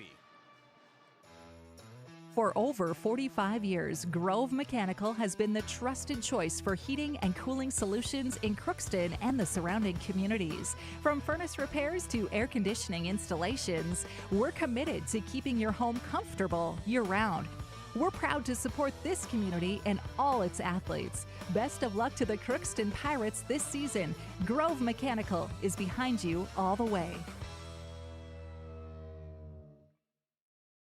Welcome to Mahnomen State Farm. We're located on 423 North Broadway, next to Holiday in Crookston, Minnesota. Third generation agent with State Farm. We've got a team here with over 75 years of experience. 6 of us fully licensed, here to serve you. We know insurance is about a promise, and we're here from the beginning to throughout the whole process to deliver on that promise. Nobody likes to wait on hold, and neither do we. Give our office a call where a cheerful voice is ready to help you right away. Call 218-281-3643. For all of your automotive service needs, call Christian Brothers Ford here in Crookston. We have a service team to handle all of your vehicle's needs. Does your vehicle pull to the right or left? Call and schedule an alignment today. Proper alignment saves gas and wear on your tires. We're here to take care of your vehicle repairs and maintenance. Call Christopher or Jersey in the service department at 281-1338. Make an appointment today with the service department at Christian Brothers Ford of Crookston, where we make it easy. Are you an enthusiastic sports fan? Want to have fun and get in on the action? Heck yes, that'd be awesome. Have great attention to detail? Want to stay active? Definitely. Want to give back to the student athletes in your community? Obviously, yes. Then you'd make an excellent high school sports official. We need more officials in Minnesota, because with no high school officials, there are no high school sports. Sign up today at highschoolofficials.com. Help support Crookston Youth Hockey. The Crookston Blue Line Club works hard to improve youth hockey, and club investments help keep the hockey program costs down. The Blue Line Club has paid for equipment, liability insurance, MAHA registration fees, Mite Park and Rec fees, and USA Hockey membership fees. The Crookston Blue Line Club also pays tournament entry fees, home tournament expenses, and website development and maintenance. For more information, contact any Blue Line Club member. Please help support Crookston Youth Hockey. And we are back on KROX and KROX TV from the Ralph Engelstad Arena. About 3 minutes left in the halftime break, as it's a good atmosphere here tonight. The Pony Pep Band of Warren Alvarado Oslo over on the left-hand side of the floor, playing a bit of music here to get the crowd a bit more engaged here through this halftime break. As for the Mustangs and the Mustang fans, they are on the bleachers on the right-hand side with their fan signs and heads on sticks of their favorite players, I take it. I also caught the Mustang mascot doing the worm with its head backwards during the halftime break a few minutes ago. So interesting scenes here, to say the least. Well, we have some time. Let's get to a Draft Sports Bar and Grill scoreboard update. A couple of teams around our area. We told you earlier, Sacred Heart beat Mahnomen Waubun 67-51. You might have saw that one or heard it as well on KRX and KRX TV. Sacred Heart pulled away late in that game to get a win. It's really the whole second half they were able to pull away in that one. As far as a couple of other games going on around the area, there's this one going on here. 29-19 is one that we're following. Also, the Section 8 AA games, we're looking in at those. Northland and Felton. gets a close win over Monaga, 48-46 in the girls' 8AA semifinal round. As far as Pelican Rapids and Barnesville, that's a tight game too, 22-23. Barnesville up by 1 at the end of the first half there. That one going on down at Concordia College in Moorhead. So pretty good couple of games this evening in Section 8AA. Of course, the winner of that game between Barnesville and Pelican Rapids will set up a date with Dilworth, Glendon, Felton. On the other side, for tonight's game, the winner gets Sacred Heart on Friday evening. Sacred Heart is a very good team. Pose a challenge for both of these squads, but of course, where it's playoff basketball, it's March, there are no bad teams left, you would think. Everybody to this point is here for a reason because they've had to win to get here. They can all play, as we have seen tonight. This Kelliher Northome defense has been suffocating at times. They've done well in transition. They've done well on the fast break. On the other side, for Warren Arvid Oslo, feels like they just can't buy a bucket at points. They've got to get some stuff going, but only down by 10. This game's still within reach, and if they can get in to a good start to the second half of play, I think things might start to look up for them. We'll see what happens here as the second half gets ready to go. There's about a minute left, or just under a minute on the clock, as both teams come out for their shoot-around, and we'll switch sides as well. So each team will be scoring towards their student section. So the Mustangs will be going from left to right, the Ponies from right to left on your radio dial for the second half of this game. The clock has been stopped at 39.5. The 18 minutes have been put back up as we re-enter the game. So for the Ponies to start the second half, it'll be the starting five from the first half. Regan Mortimer, Macy Bowe, Annie Peterson, Markel Peterson, and Ava Oberg all out there for Warren Alvarado Oslo. In the white uniforms, they will inbound the ball as Peterson goes to the sideline to toss it in. On the other side for Kelliher Northome, they are going to trot out their starting five as well. Kate Thayer, Kenna Lateral, Allie London, Kylie Binkley, and Charlie Hallstrom are in the game for the Mustangs. Ponies trail by 10, have a bit of work to do, but still well within this game.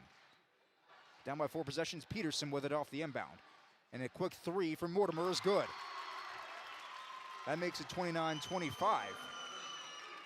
And it is suddenly a 29-22 rather. Makes it a 7-point game.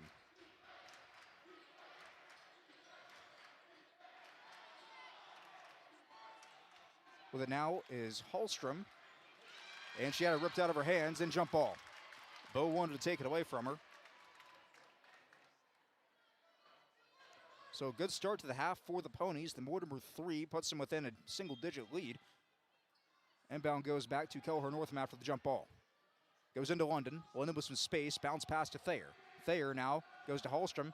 10 on the shot clock. And she'll lay it in, thinking she had less time than that. So Hallstrom now has 7 on the game. Make it 31-22. It's Bowe other side, gives to Peterson. Peterson now to Peterson. Peterson goes to Bowe. Bowe's in the corner. Has a girl on her. Gets a screen. Bounce pass to Oberg, who lays it up and in. And that makes it 31-24. Oberg's first points of the night coming at big time, as we're back to a single-digit lead for the Mustangs. It's Binkley with it now. Overhead pass goes to London in the corner. Finds a lateral down low. Goes to Hallstrom, who missed her shot, but she was fouled. And that'll be 2 shots on the way for Charlie Hallstrom. Oberg will be charged with a foul. That's her 3rd personal, as Hallstrom makes her way to the line. Hallstrom wearing almost a mint green shoe. Puts up her first shot, and that one will drop. So Hallstrom will make her free throw. And the Mustangs have had good luck from the line tonight. Only 3 misses as a team. As a second shot, I spoke too soon, goes out as well. Rebound goes back to the Mustangs, though. Tries to have a 4-point play is Binkley. That one is missed. Rebound goes back to the Ponies. And galloping down the far side is Peterson. Peterson crossed the timeline with 16:25 to go. Goes to the corner. There's Peterson for 3. Airball there. Rebound goes to Mortimer, and she's fouled.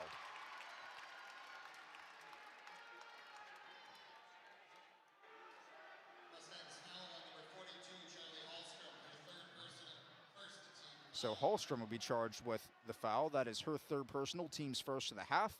Regan Mortimer's on the line. Her first shot is good. And that is the first made free throw of the game for Warren Alvarado Oslo. Comes at 16:20 left in the game. Second one on the way. And that one's good. 32-26. And the Ponies have to start making these free throws to call the way back into it. Get them on the clock, South Boy, don't you? With it now is Thayer. Thayer fakes the three, kicks it out. Binkley picks up a dribble, kicks out now to Lateral. Lateral goes out to London. London down to Hallstrom in the paint. Hallstrom had it ripped out of her hands. Jump ball. Pony fans don't like that one, but they will get the ball. Either way, so Peterson's going to throw it in to Binkley, or rather to Bow, as we now have 15:58 remaining in the game. Bow goes down the far side. She is greeted by the zone defense of Kelliher Northome. Goes to Peterson, now to Peterson. Peterson drives the lane, lays one in, rims off, rebound goes back to Oberg, who bounce passes it to the wrong team. It's Thayer on the steal. Overhead to Binkley.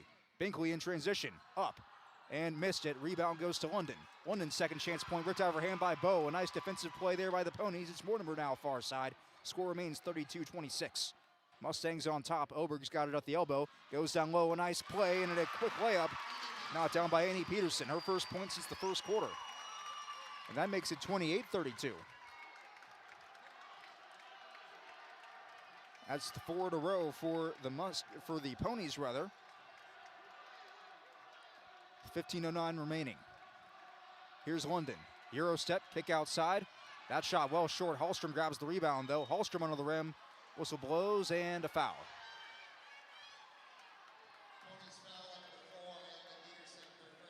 That's Annie Peterson's first personal, team second, and to the line is Charlie Hallstrom. Looks like Hannah Strobel, or maybe it's Marcus, couldn't see a number, but somebody came from the bench and ducked down as the first shot is missed by Charlie Hallstrom. So it'll be Marcus to come in, and she will check out Markel Peterson, who has 3 personals. Peterson and Oberg both have 3 fouls tonight for the Ponies. Second shot off the mark as well, and that one will be saved and goes right to Warner to Oslo. Peterson gets it off the save attempt from London. Bow takes it across the timeline, 14:51 remaining. Bow picks it up, throws to Mortimer. Mortimer now picks up her dribble. She's in traffic, goes to Oberg. Oberg finds Bow down low. Bow's shot is missed, gets the rebound, reverse layup, up and missed. Rebound goes to Binkley for Kelliher Northome. Mustangs now up 32-28. It's a 4-point game as there's a 3 on the way and knocked down. And the Mustangs will call a timeout after the 3 is made from Kate Thayer. Her first points of the half, and we'll take that timeout with them. 35-28 Mustangs on top of Warren Alfred Oslo on KRX and KRX TV.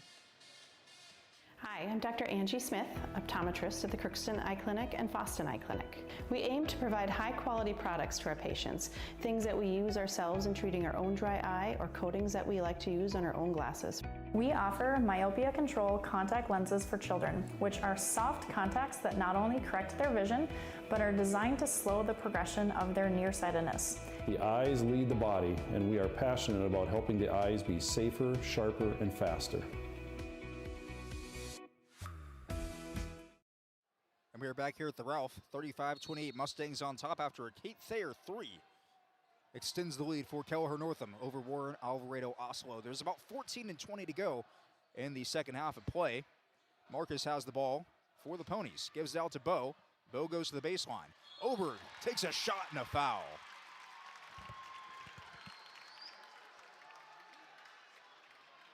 This one will go against Allie London for the foul. The first shot is up, and it is good from Oberg. Ava Oberg with 3 points in the game. Cuts the lead down to 35-29. So we're back to a 2-possession game. This one cuts it down to 5, and she knocks it down. It's 35-30 after the Oberg free throws. 14:08 remains. Lateral has it. Gives out to Binkley. Lateral gets it back. And she will go to Hallstrom. Hallstrom with it now. Had it poked away. Foul. Reach in called on the Ponies here. That would be Regan Mortimer. She gets her first personal. It's the team's third. Inbound goes back to the Ponies.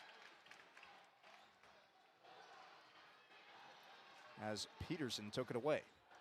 Gives it to Bow, 13:45 remaining. Ponies down. A score here, and a three on the way is missed by Mortimer. If they had scored, it would have been a one-possession game. Instead, the rebound goes to London. London now gives it off to Binkley, who tries to go all the way, and she is fouled. And she'll have a chance for two shots.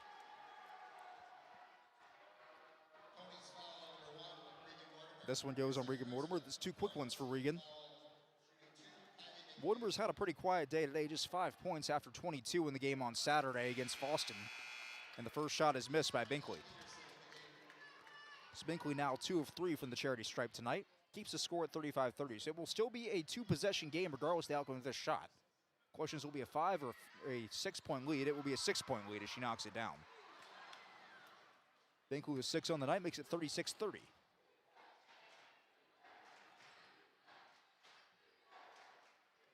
With it now is Mortimer. Mortimer goes out to Oberg.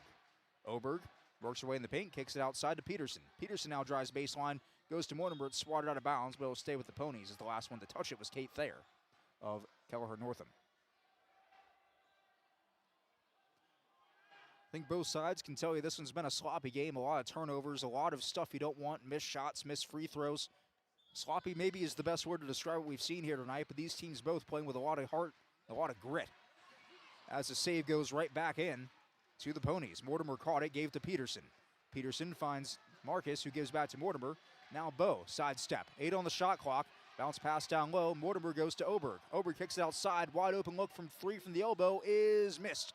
Rebound goes back to Warren Alvarado also, though. Peterson again. Peterson on the baseline. Kicks outside. Oberg fakes the jumper from the free throw line. Kicks it outside. Now Bow for 3. That one is off the mark. Rebound goes to no one. Out of bounds. Swatted away from the Mustangs, but they will get it back after a foul on Markel Peterson. That's her 4th, so she's going to have to come out, and Annie Peterson will check in for her. Score remains 36-30, 12:46 to go. Again, the fouls may be an issue. Peterson's got 4. Oberg's got 3 for the Ponies. The only person in foul trouble for Kelliher Northome is Charlie Hallstrom, who has 3. It's London. Kicks it outside. Goes to Hallstrom. Hallstrom's shot is up, and that one is good. The Hallstrom 2 makes it 38-30. It's Bow, far side. This was a two-possession game moments ago. Now Marcus has it. Marcus trying to find somewhere to go. It's taken away. Ball is loose, picked up. And a fast break chance missed by Thayer. A lot of rebound and a foul, as she does a somersault on the floor after she's pushed down. This one will go against Macy Bow. That's her first personal, team's 6th foul. And Lateral will take her first shot. This one is up and good. It's Kenna Lateral's first point of the night to make it 39-30. Still a 3-possession game for the moment. Second one to make the lead 10, and she'll knock it down. Make it 40-30. After Lateral free throws, and Lateral takes it away again. Now Hallstrom drives the lane. Through 3 defenders, missed it. And do we have another foul called? I believe we do.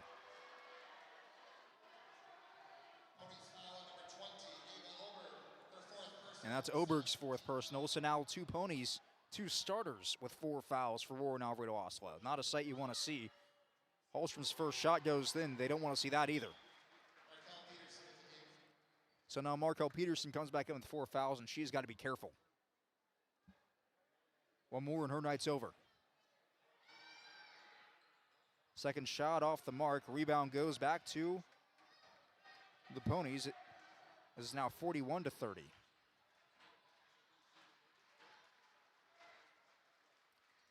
Here's Peterson with it. Peterson had it stolen away again. This time, Thayer goes to London. Layup, missed. Rebound goes back to London. London bounce pass to Binkley. Binkley kicks it out. Lateral. Now London, wide open, 3-ball, corner pocket off the top of the rim. Rebound is, well, there's no rebound because it went off top of the rim and out of bounds. So as the Mustang mascot takes his helmet off for a moment to see who it is, catch a breath of air. It's a Ponies timeout, full timeouts. We'll take them with them as Warren Harvard Oslo trails 41-30 to Kelliher Northome on KRX and KRX TV.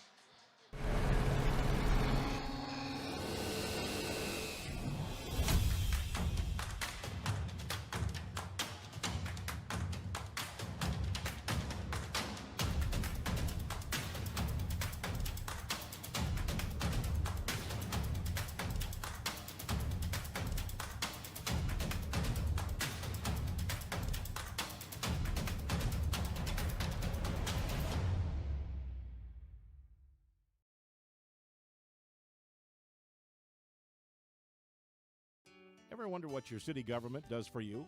They provide police and fire protection, emergency and disaster preparation, building code and zoning enforcement, street repair, cleaning and snow plowing, curbside garbage and recycling collection, plus spring and fall cleanup weeks. They deliver safe drinking water and maintain a wastewater system. They care for 22 parks and provide year-round recreation activities. They give loans for economic development and housing. They do all this and much more with the help of your city employees. Buzzer sounded, and the Mustangs of Kelliher Northome hold an 11-point lead with 11:22 to go in this game against the Warren Harvard Oslo Ponies in the Section 8A girls basketball semifinals here at the Ralph Engelstad Arena. Something to note out of the timeout, the team fouls in this half is 7-4. Warren Harvard Oslo way more fouls, and 2 of their starters playing with 4. It's Peterson with it now.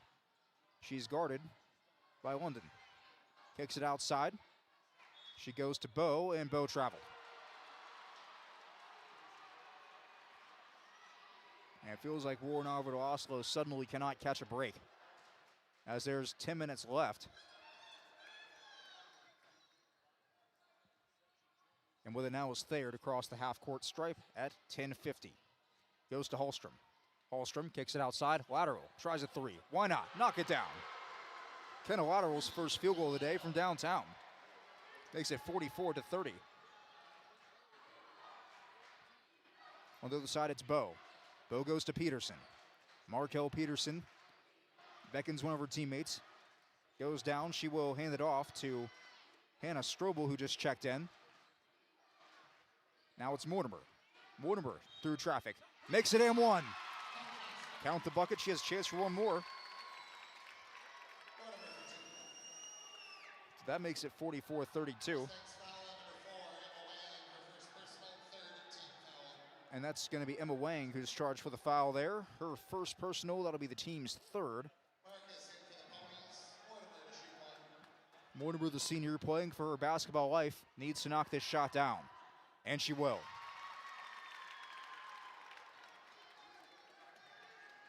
Her first points of the half come on the field goal and the and 1 after that.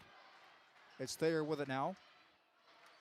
Thayer gives it off to Hallstrom, goes back to London. London now finds Binkley. Tight defense here from the Ponies, but they leave Hallstrom wide open. Hallstrom's fouled, and that one's going to go on Strobel. 2 shots on the way. That's the 8th team foul. Strobel gets her second personal. And Hallstrom again on the line. She is 2 of 5 rather. Make it 3 of 6, now at an even 50%. That makes it 45-33 and 46-33 after the second one. 13-point lead for Kelliher Northome over Warren Harvard Oslo, just inside of 10 minutes left in the game. Peterson with it now. Peterson overhead, bounce pass to Strobel. Or Marcus, tried a shot, missed it. Ball goes out of bounds. It'll be Mustangs' ball. As the Ponies touched it last, and another sub coming in. August Poxleitner will come back in, as she will give Hallstrom a break. Poxleitner played some in the first half, has not scored in this one. She'll be wearing number 1 right around the outside of the paint on the far side of the screen. It's Thayer with it. Thayer goes to London. London will be called for the up and over. Double dribble carrying, whatever you want to call it, but it'll be Pony ball. And Warnow with Oslo, they've got to get a run going here. They started the game on a 7-0 run. It's been all downhill since. Haven't had a whole lot of answers for the transition game of these Mustangs of Kelliher Northome. Ball's tipped away, and it goes loose, and diving forward is Bo. Grabbing it out of her hands is Thayer. They'll call jump ball. The possession arrow does favor Warren Alvarado Oslo at this time.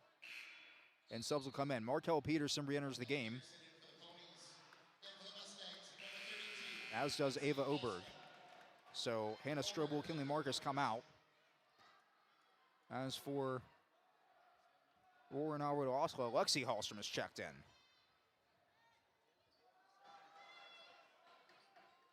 Lexi Hallstrom wears 32 as London drives the lane and gets the quick layup. London with it. And should be a reach-in foul here, it looks like, against Binkley, as Bo tried to take it into Binkley's first personal, team's fourth. As the inbound goes into the backcourt, and Bo's got it. Peterson threw it in, gives to Peterson now. Peterson will give it off to Mortimer in the corner. Mortimer with a move, picks up a dribble, and the ball is swatted out of bounds by Thayer. It'll stay with the Ponies. Ponies trail by now 15. It's 48-33. 8:46 rather remains in the game. Inbound goes to Ava Oberg, who's playing with 4 fouls. Oberg fighting for her basketball life as well. As there is a deep shot on the way from Mortimer. That one is missed. Rebound goes back to the Ponies, though. Kick out. And now Peterson for 3. That one is up and short. Maybe a bit wide to the left as well. It'll go out of bounds, and Mustang ball. And Ava Oberg playing with 4 fouls. One of the seniors on this team. One of just a couple of seniors. Her and Regan Mortimer both getting the start tonight. As there's a 2 popped up and missed. Rebound goes back to the Mustangs. Through traffic, shot is put up. This one's missed. Bo on the rebound for the Ponies. Goes to Peterson, bounce past Mortimer. Mortimer over somebody's head, knocks it down. Regan Mortimer with 2. Makes it 48-35. With 8 minutes remaining. London has it now, far side. London goes out to Binkley. Binkley, nobody home, lays it in. Binkley's first points of the second half of play. Makes it 50-35.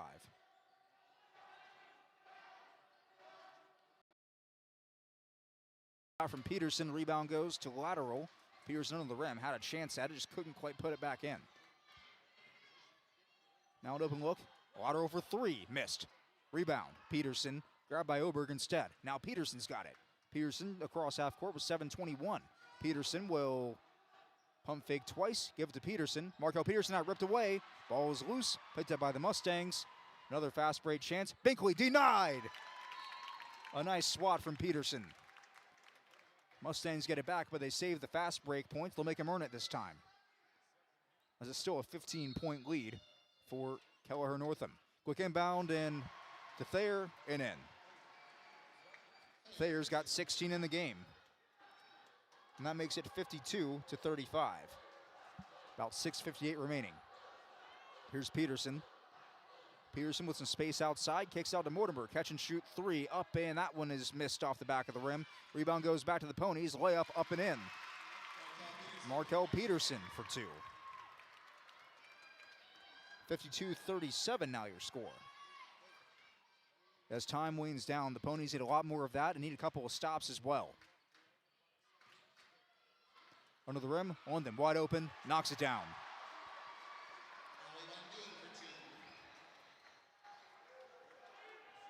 And she's got now 10 in the game, making it 54-37.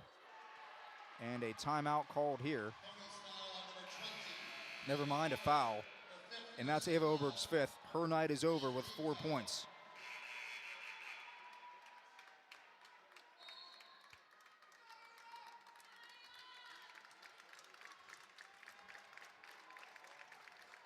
Oberg, the senior,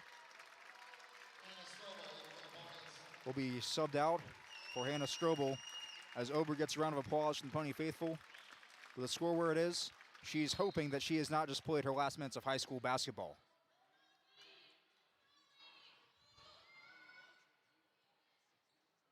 So now, looks like the opponents are going to be running 6 deep the rest of the night. And Markel Peterson still playing with 4 fouls. She's still in the game, too, for what it's worth. Binkley's got it now for the Mustangs. Goes to Lateral. Lateral gives it back to Binkley. Mortimer will guard. 3 defenders in the way. Shot is thrown up. Shot is missed. Rebound goes to Hallstrom. Throws up a shot and a foul.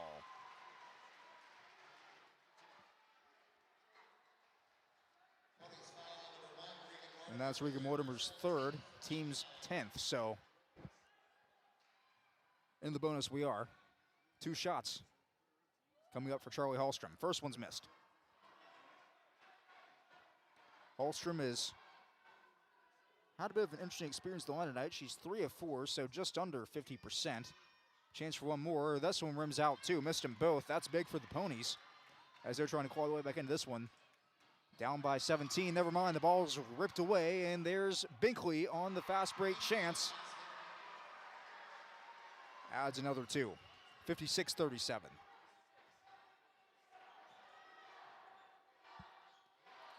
It's Bowe. Bowe finds Peterson. Peterson tosses it off now to Strobel. Strobel pump fakes. Strobel gives it off now to Bowe. Bowe gets a screen. Bowe picks up her dribble. Finds Mortimer. Mortimer goes back to Peterson. 14 on the shot clock. Peterson kicks out to Strobel. Strobel will now find Peterson. Peterson has room for a quick jumper. That one is up, and that one will miss. Rebound goes to Mortimer, and it nearly goes out of bounds, but it's tossed right back over to the Ponies. And Markel Peterson will get a hand on it and make her way through to the rim. 56-39 now your score. Mustangs still on top. It's Hallstrom with it now, outside the arc, gives off to Lateral. Kenna Lateral had it tipped away. Peterson, a fast break chance. Peterson, can she get to the rim in time? No, she's fouled first, and Binkley will be charged here. Trying to save the easy bucket. They've got plenty of fouls to give to the Mustangs. That's only their 5th as a team. And the 2nd personal on Binkley. So Kinley Marcus checks in for the Ponies. And looks like Bowe is going to come off to the bench as Oberg beckons her over.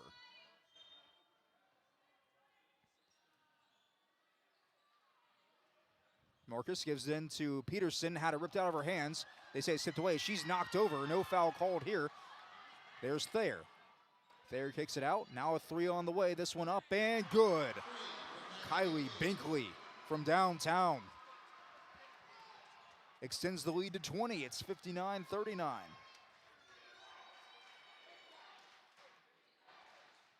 Markel Peterson on the rim. Reverse layup try is missed. Rebound goes to Kenna Lateral of Kelliher Northome.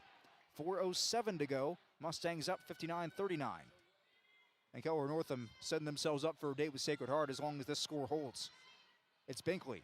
Goes out to Lateral. Now finds Hallstrom. Hallstrom between 2 defenders. Ball's loose. She gets it back. And out of bounds she goes. She's pushed though. And it'll be a foul on Strobel.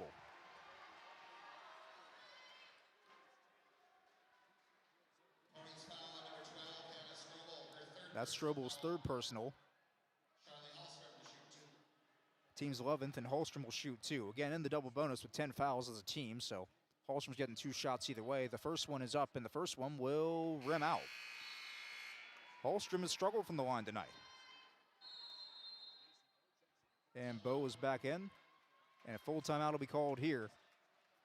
So we will take one with him. It's a 20-point lead for Kelliher Northome over Warren Alvarado Oslo, 59-29 on KRX and KRX TV. Hi, I'm Dr. Angie Smith, optometrist at the Crookston Eye Clinic and Foston Eye Clinic. We aim to provide high-quality products to our patients, things that we use ourselves in treating our own dry eye or coatings that we like to use on our own glasses. We offer myopia control contact lenses for children, which are soft contacts that not only correct their vision, but are designed to slow the progression of their nearsightedness. The eyes lead the body, and we are passionate about helping the eyes be safer, sharper, and faster.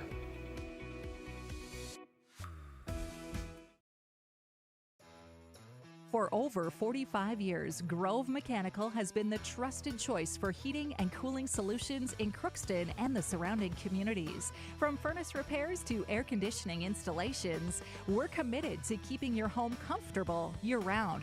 We're proud to support this community and all its athletes. Best of luck to the Crookston Pirates this season. Grove Mechanical is behind you all the way. And we are back here at Thief River Falls in the Ralph Engelstad Arena. Charlie Holstrom at the line for her second free throw attempt after foul number 3 on Hannah Strobel of Warren Alvarado Oslo. It's a 20-point lead for the Mustangs, as that one's missed as well. Ball goes out of bounds, last touching Kate Thayers. It'll go back to the Ponies. And Charlie Holstrom from the free throw line has just not had a good night. But despite all that, our Mustangs still have a hefty lead of 20 points. Bo's got it now for Warren Alvarado Oslo, had it stripped away, and the ball will go out of bounds, last touching the Mustangs. So Warren Alvarado Oslo gets it back. 3:39 remaining in the game. We mentioned the foul troubles. Now Regan Mortimer, Hannah Strobel both have 3. Eva Oberg's got, or she is fouled out with 5, and Markel Peterson has 4. Inbound goes to Marcus. Marcus finds Peterson. Peterson goes down low to Bo, who will lay it in. Macy Bo's got 10 in the game. That's her first points of the second half. Make it 59-41. The answer for 3, rims out. Rebound goes to Holstrom. Ball is loose. Bo dives on it. And they're going to call a jump ball here. The possession arrow favors the Mustangs right now. Or actually, no, it favors Warren Alvarado Oslo. So good decision there to dive on it. See if that can maybe spark some momentum back in the direction of Warren Alvarado Oslo. Still not out of it yet, down by 18. A lot of work needs to be done. But we've seen crazier things happen. 3 minutes to go, so time not exactly of the essence here for the Ponies either. As Bo had it ripped away from her, it's another fast break chance for Binkley. Passes over to Lateral. Lateral shot denied. And I believe the ball went out of bounds before anybody else touched it, so it'll stay with Kelliher Northome. Binkley will throw it in.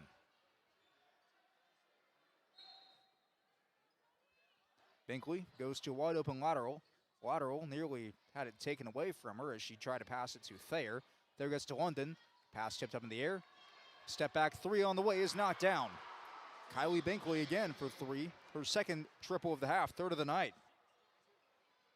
Make it 62-41 for the Mustangs. Mortimer with it now at the point. Mortimer gives it off to Peterson. Markel Peterson kicks it out. Before the shot, the whistle blew. And a foul called. This is Charlie Holstrom with her 4th, team 6th. Holstrom checks out for Holstrom. So replace Charlie with Lexi for the time being. Lexi Holstrom, the sophomore forward in the game, wearing number 32. This is her second appearance tonight. Markel Peterson with it now with the point. Peterson kicks it out to Mortimer. Mortimer nearly threw it away. It goes out of bounds off the hands of London. And with 2:30 remaining in the game, opponents get to throw it in. Kinley Marcus gives it off to Peterson on the inbound. Peterson will find somewhere to go. She wanted to find Bo down low, instead threw it right to Lateral. And the whistle blows once again. And I think we have a timeout called again. This one by Kelliher Northome. It's 62-41, 30-second timeouts. We'll keep it right here for the time being, so we get another quick Draft Sports Bar and Grill scoreboard update. Any update from those Section 8 AA games? That's what we're looking for. All right. Yeah, it's a good one down there at Concordia College. Barnesville up by 2 on Pelican Rapids, 47-45, just under a minute left in the second. Winner of that game will get to play Dilworth Glendon Felton, who edged Monaga with a 48-46 win earlier tonight. As the Ponies make their way back onto the floor, it'll be Mortimer, Peterson, alongside Bo, Peterson, and Marcus. For Kelliher Northome, it'll be the starting 5 for them as well.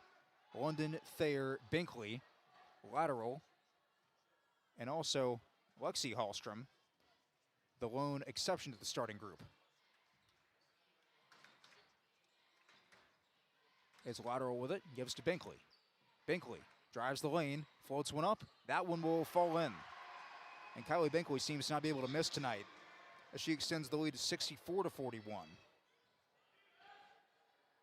And Binkley has scored now 8 of the last 10 points in this game. Here's Peterson, kicks outside to Mortimer. Mortimer will go to Peterson. Peterson goes back to Mortimer, trying a three. They need it bad, and they get it. Regan Mortimer, 3 points there. And a timeout called here by Warren Alvarado Oslo. Back to a 20-point game. We'll take one with them. It is 64-44. Kelliher Northome on top of Warren Alvarado Oslo on KROX. You've been waiting for a chance to do something that matters, something big without a big price tag. Welcome to Northland Community and Technical College. Here you can have a big impact on a small campus in classrooms that mirror today's workplace, with instructors who teach from experience and know you by name. You've been waiting for a place like this. Are you ready?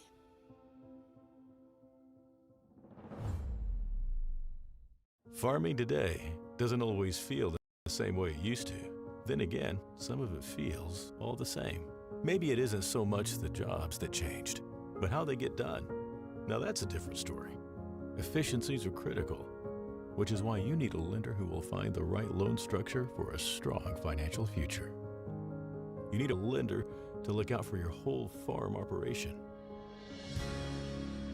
Ag Country. Minute 34 remains between Warren Alvarado Oslo and Kelliher Northome as the Mustangs well on their way to a date with Sacred Heart on Friday night. If they can hold on for minute 34. A 20-point cushion, I think, safe to say they'll do that, as we've seen a couple of reserves start to make their way into the game for both sides. New face on the floor for the Ponies is number 10, Chandler Strobel, as Lexi Hallstrom has it for the Mustangs. Thayer has it now. Gives to London. And the ball will bounce out of bounds. Last touching the Ponies. Minute 15 is where the clock is stopped. Inbound goes to Binkley. Binkley has plenty of time. Shot clock still dwindles down. Now to 5 seconds. It's passed away and saved, but not quite. The foot out of bounds that time as London tried to stay in, and a couple more subs have entered the game for Warren Alvarado Oslo. It'll be Strobel, and it will be Marcus coming in as Regan Mortimer and Chandler Strobel make their way to the bench. Mortimer might have played her last minute of high school basketball as well, as she will sit down on the bench. Ball goes out of bounds there on the attempt, as it was Markel Peterson. And credit to Markel Peterson. She's played most of this half with 4 fouls and has been able to stay in there. Bo gets the inbound. Bo nearly lost it, picks it up, kicks it out. Peterson. Peterson drives the lane. Ball's tipped away. Kate Thayer again. Thayer, no one home. Coast-to-coast layup for Kate Thayer. Make it 66-44. On the other side, it's Peterson, Markel Peterson. And all with the final 30 seconds of her high school basketball career gives to Peterson. Peterson gets it back now on the far side corner, near side corner rather. She will go in, drive the layup. That one's missed. Rebound, Bo. Foul. As some people are starting to make their way to the concourse here in the Ralph Engelstad Arena. Foul goes on Binkley. It's her third personal. Team 7th. Not that matters a ton with 13 seconds remaining, but it will send Macy Bo to the line for a chance to couple more, make this one look a little better. At 66-44, the freshman Macy Bo will knock down the first free throw. One more on the way for Bo, as she now has 11 points on the night. 8 in the first half, just 4 in the second. And Bo's second shot is up and good. Make it 66-46. 7 on the game clock, and Binkley content to just let this one run out. Mustangs fans and players on their feet. And Kelliher Northome defeats Warren Alvarado Oslo 66-46 and they are on their way to the Section 8A Championship to face Sacred Heart on Friday night. As you can hear the applause of some Mustang fans in the background. Bit of a happy dance, if you will, from the team as Warren Alvarez Oslo's season will end at 22-6. A great year for the Ponies as well.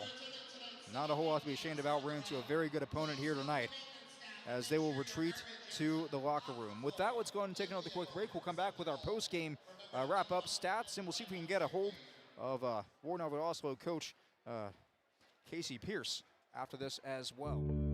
I don't think that 646 over Warren Alvarez Oslo on KRX and KRX TV. I don't think that everybody wants to lead necessarily, but everybody wants to be a part of a team, and I think we provide that. Blaine Vanasek, I've been at Zavros for, this is my 23rd season. My dad is an extremely hard worker. I wanted to be like him. I wanted to work, honest work, and provide for my family like he does, and just live a comfortable life. And I found that here at RJ Zavro & Sons. It feels great. Hi, I'm Dr. Angie Smith, optometrist at the Crookston Eye Clinic and Foston Eye Clinic. We aim to provide high-quality products to our patients, things that we use ourselves in treating our own dry eye or coatings that we like to use on our own glasses. We offer myopia control contact lenses for children, which are soft contacts that not only correct their vision, but are designed to slow the progression of their nearsightedness. The eyes lead the body, and we are passionate about helping the eyes be safer, sharper, and faster. Farming today doesn't always feel the same way it used to. Then again, some of it feels all the same. Maybe it isn't so much the jobs that changed, but how they get done. Now that's a different story. Efficiencies are critical, which is why you need a lender who will find the right loan structure for a strong financial future. You need a lender to look out for your whole farm operation. Ag Country. This is Lindsay Erdman, Executive Director at Benedictine Living Community of Crookston. It is our privilege to serve the Crookston community and the surrounding area by offering a continuum of care ranging from assisted living, skilled nursing care, memory care, short-term stay and rehab, and outpatient therapy, including physical, occupational, and speech therapy.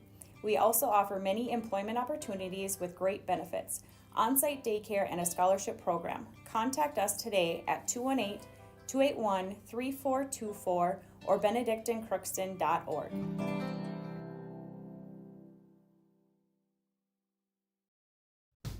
Rather than focusing on one particular specialty, the folks at Phil Thompson & Associates work as a team by providing a variety of financial services.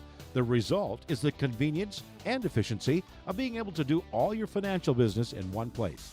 Call or stop in for a visit anytime. See for yourself what they have to offer. Stop in and visit any of their 3 area offices. Phil Thompson & Associates, located in Crookston, Warren, and East Grand Forks.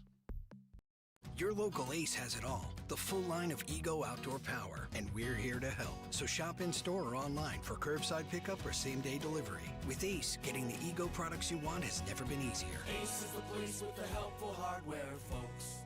At Crookston High School, we really have a lot going on. There isn't that much going on. Oh yeah? We have softball, baseball, track and field, soccer, swimming, tennis, golf, volleyball, crap shooting, hockey, basketball, wrestling. So we have a lot of sports. And there is orchestra, band, choir, visual arts, speech, theater, Leo Club. And Crookston is one of the highest academic schools in the region. Really? Yeah, really, especially in math and science. I guess we do have a lot going on. Yeah, and that's why Crookston High School is my education destination. Happy Joe's in Crookston has some grand news. Our buffet is back. Come grab all your favorites, including our pizza, pasta, and breadsticks, plus more. Buffet is open 11 a.m. to 1:30 p.m. Monday through Friday. Happy Joe's. Good times to be together. Crookston Valley Cooperative in Crookston is your full-service local agronomy dealer, delivering the products and services that you've come to expect. Crookston Valley Cooperative specializes in seed, chemical, and fertilizers that you need to keep your farm operation growing. For expert advice you can rely on, give Sean, Mike, or Matt a call at 281-1178 today or stop by at Crookston Valley Cooperative, located at 1122 Fairfax Avenue in Crookston.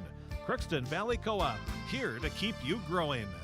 Your local Ace has it all. The full line of Ego Outdoor Power, and we're here to help. So shop in store or online for curbside pickup or same-day delivery. With Ace, getting the Ego products you want has never been easier. Ace is the place with the helpful hardware, folks. Ever wonder what your city government does for you? They provide police and fire protection, emergency and disaster preparation, building code and zoning enforcement, street repair, cleaning and snow plowing, curbside garbage and recycling collection, plus spring and fall cleanup weeks. They deliver safe drinking water and maintain a wastewater system. They care for 22 parks and provide year-round recreation activities. They give loans for economic development and housing. They do all this and much more with the help of your city employees.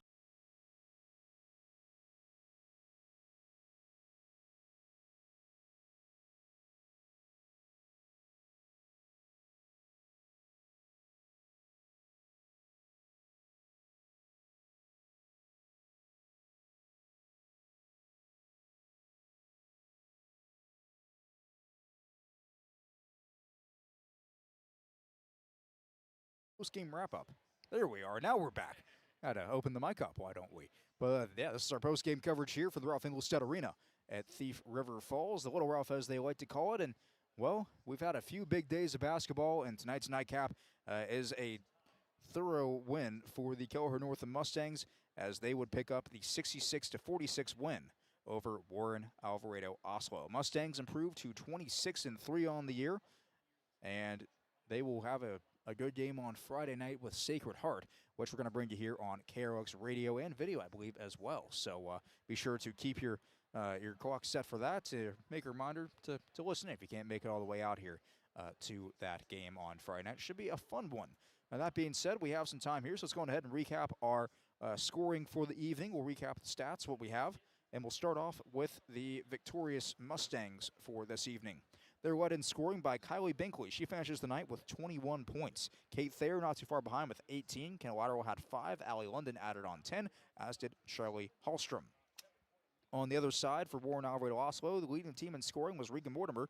A big second half pushed her to 13 points tonight. Macy Bowe finishes with 12. Markel Peterson had 6 in the game. It was Annie Peterson with 4. Ava Oberg also had 4 in the game. And Kinley Marcus finished with 2 points off the bench. Interesting to note, no bench scoring for Kelliher Northome this evening. As for Warren Alvarado, also the starters did most of the work, but Marcus did have that one bucket in the first half as well.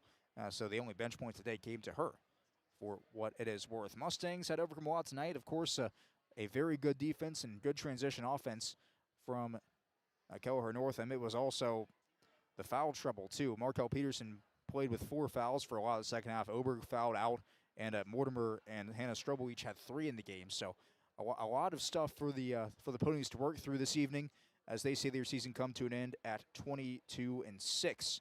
And, well, we're going to see if we can hear from Casey Pierce here, the head coach of the Ponies, in a few moments. We haven't seen her since the team has retreated to the locker room. I imagine, of course, having a conversation with the team, talking to the seniors and whatnot, and of course, these end-of-the-year final games always tough because at the end of the day, only in high school basketball, what, 6? How many classes are there? 4 classes? 6 classes, somewhere in there? Only 6 teams are going to finish with a state championship. Everybody else is going to have a loss to end their year. So it is the harsh reality of being in a place where every team does make the postseason. All but a handful of teams are going to come away with a loss to end their season. But, of course, you got to give a good hand to the Ponies for what they've done this year. Pretty good year, all things considered, making it all the way to the section semifinals, kind of just short here against Kelliher Northome. Let's go and get a quick Draft Sports Bar and Grill scoreboard update in while we have a moment as well. Again, let's see. So, Dilworth Gwynn Felton in the Section 8AA semifinal game defeated Monaga 48-46. The other girls' game ended up going to Barnesville 47-45. So, in Section 8AA, it'll be Barnesville taking on Dilworth Glendon Felton, as they both got the win. And we mentioned, too, it'll be Sacred Heart. That'll be the opponent for Kelliher Northome next, or I guess on Friday, so in a few days from now, as they would get a 67-51 win over Mahnomen Waubun this evening. So we can find any other scores for you tonight. Those are the high school scores. Had not a whole lot going on in high school sports. Again, given we are in the postseason and just not a whole lot of games going on to begin with this time of year, because when teams lose, for the most part, their seasons are done. And with that, let's see. Anything else to tell you about? The Minnesota Wild in Seattle has not started yet. That game, the puck drops there. Actually, no, it has started. It's 9:15, so that one started just a few moments ago. We'll see if we can find a score from that one. As for the Timberwolves, they played against the Philadelphia 76ers tonight, and they are currently leading 120-98. As about a couple seconds ago, there's about 3:14 remaining in that game, and they have outscored the Sixers 37-18 in the fourth quarter so far. So looks like the Timberwolves are going to come away with a pretty good win tonight. See if the Wild have a score yet. I mean, it's hockey, so chances are it's still 0-0, and sure enough, it is in fact 0-0. There's about 14 minutes left in the first period there as the Wild and Kraken are doing battle up in Seattle. There's your rhyme for the night. With that, let's go ahead and take ourselves another quick break. We'll see if we can get a hold of Casey Pierce, as she has since emerged from the locker room down there by the bench. If she comes up, we'll chat with her. If not, we'll see if we can hunt her down anyway. But once again, final score, Kelliher Northome defeats Warren Alvarado Oslo by a score of 66-46 on KROX and KROX TV. You've been waiting for a chance to do something that matters, something big without a big price tag. Welcome to Northland Community and Technical College. Here you can have a big impact on a small campus, in classrooms that mirror today's workplace, with instructors who teach from experience and know you by name. You've been waiting for a place like this. Are you ready?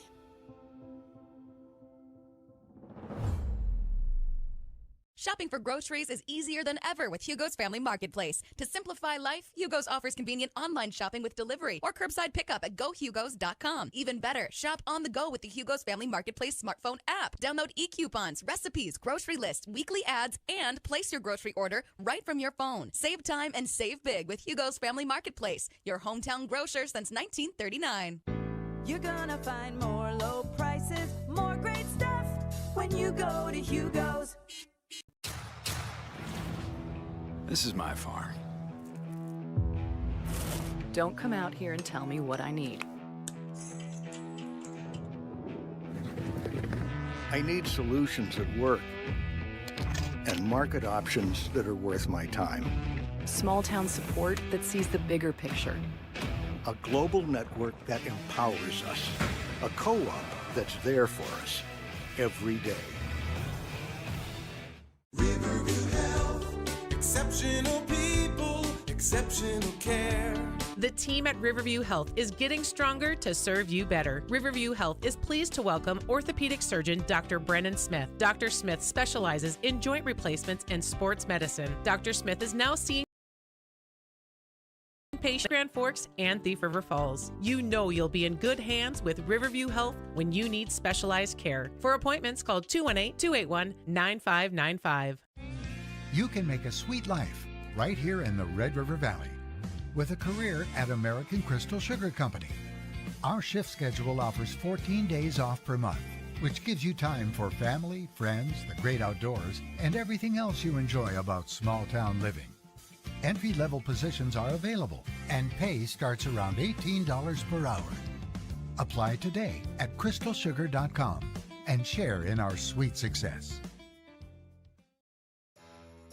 For over 45 years, Grove Mechanical has been the trusted choice for heating and cooling solutions in Crookston and the surrounding communities. From furnace repairs to air conditioning installations, we're committed to keeping your home comfortable year-round.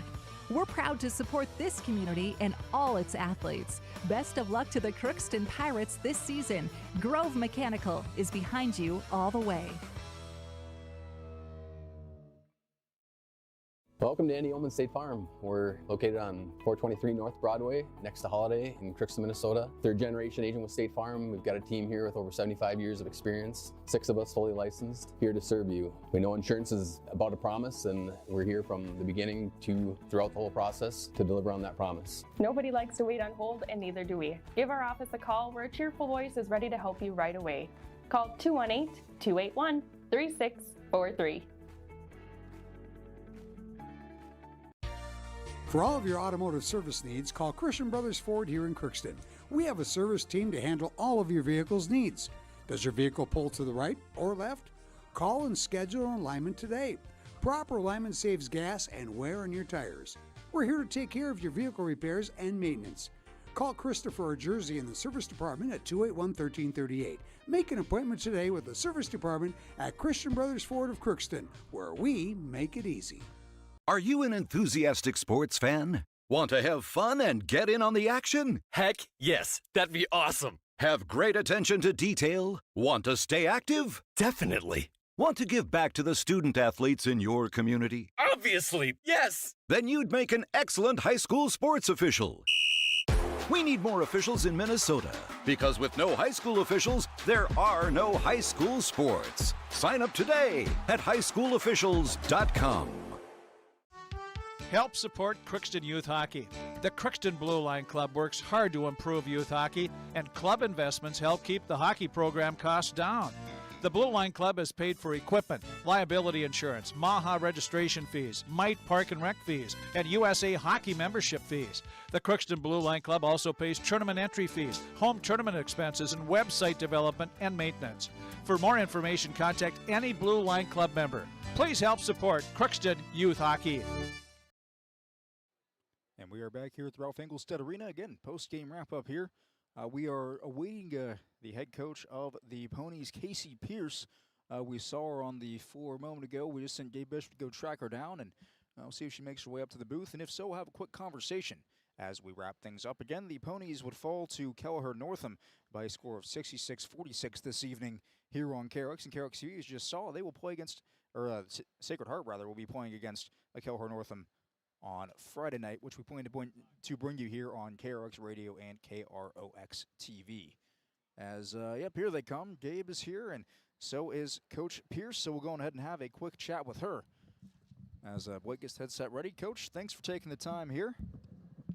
As we are joined now on our postgame show by Ponies head coach Casey Pierce. And, Coach, well, first off, just want to hear your thoughts. What did you see tonight?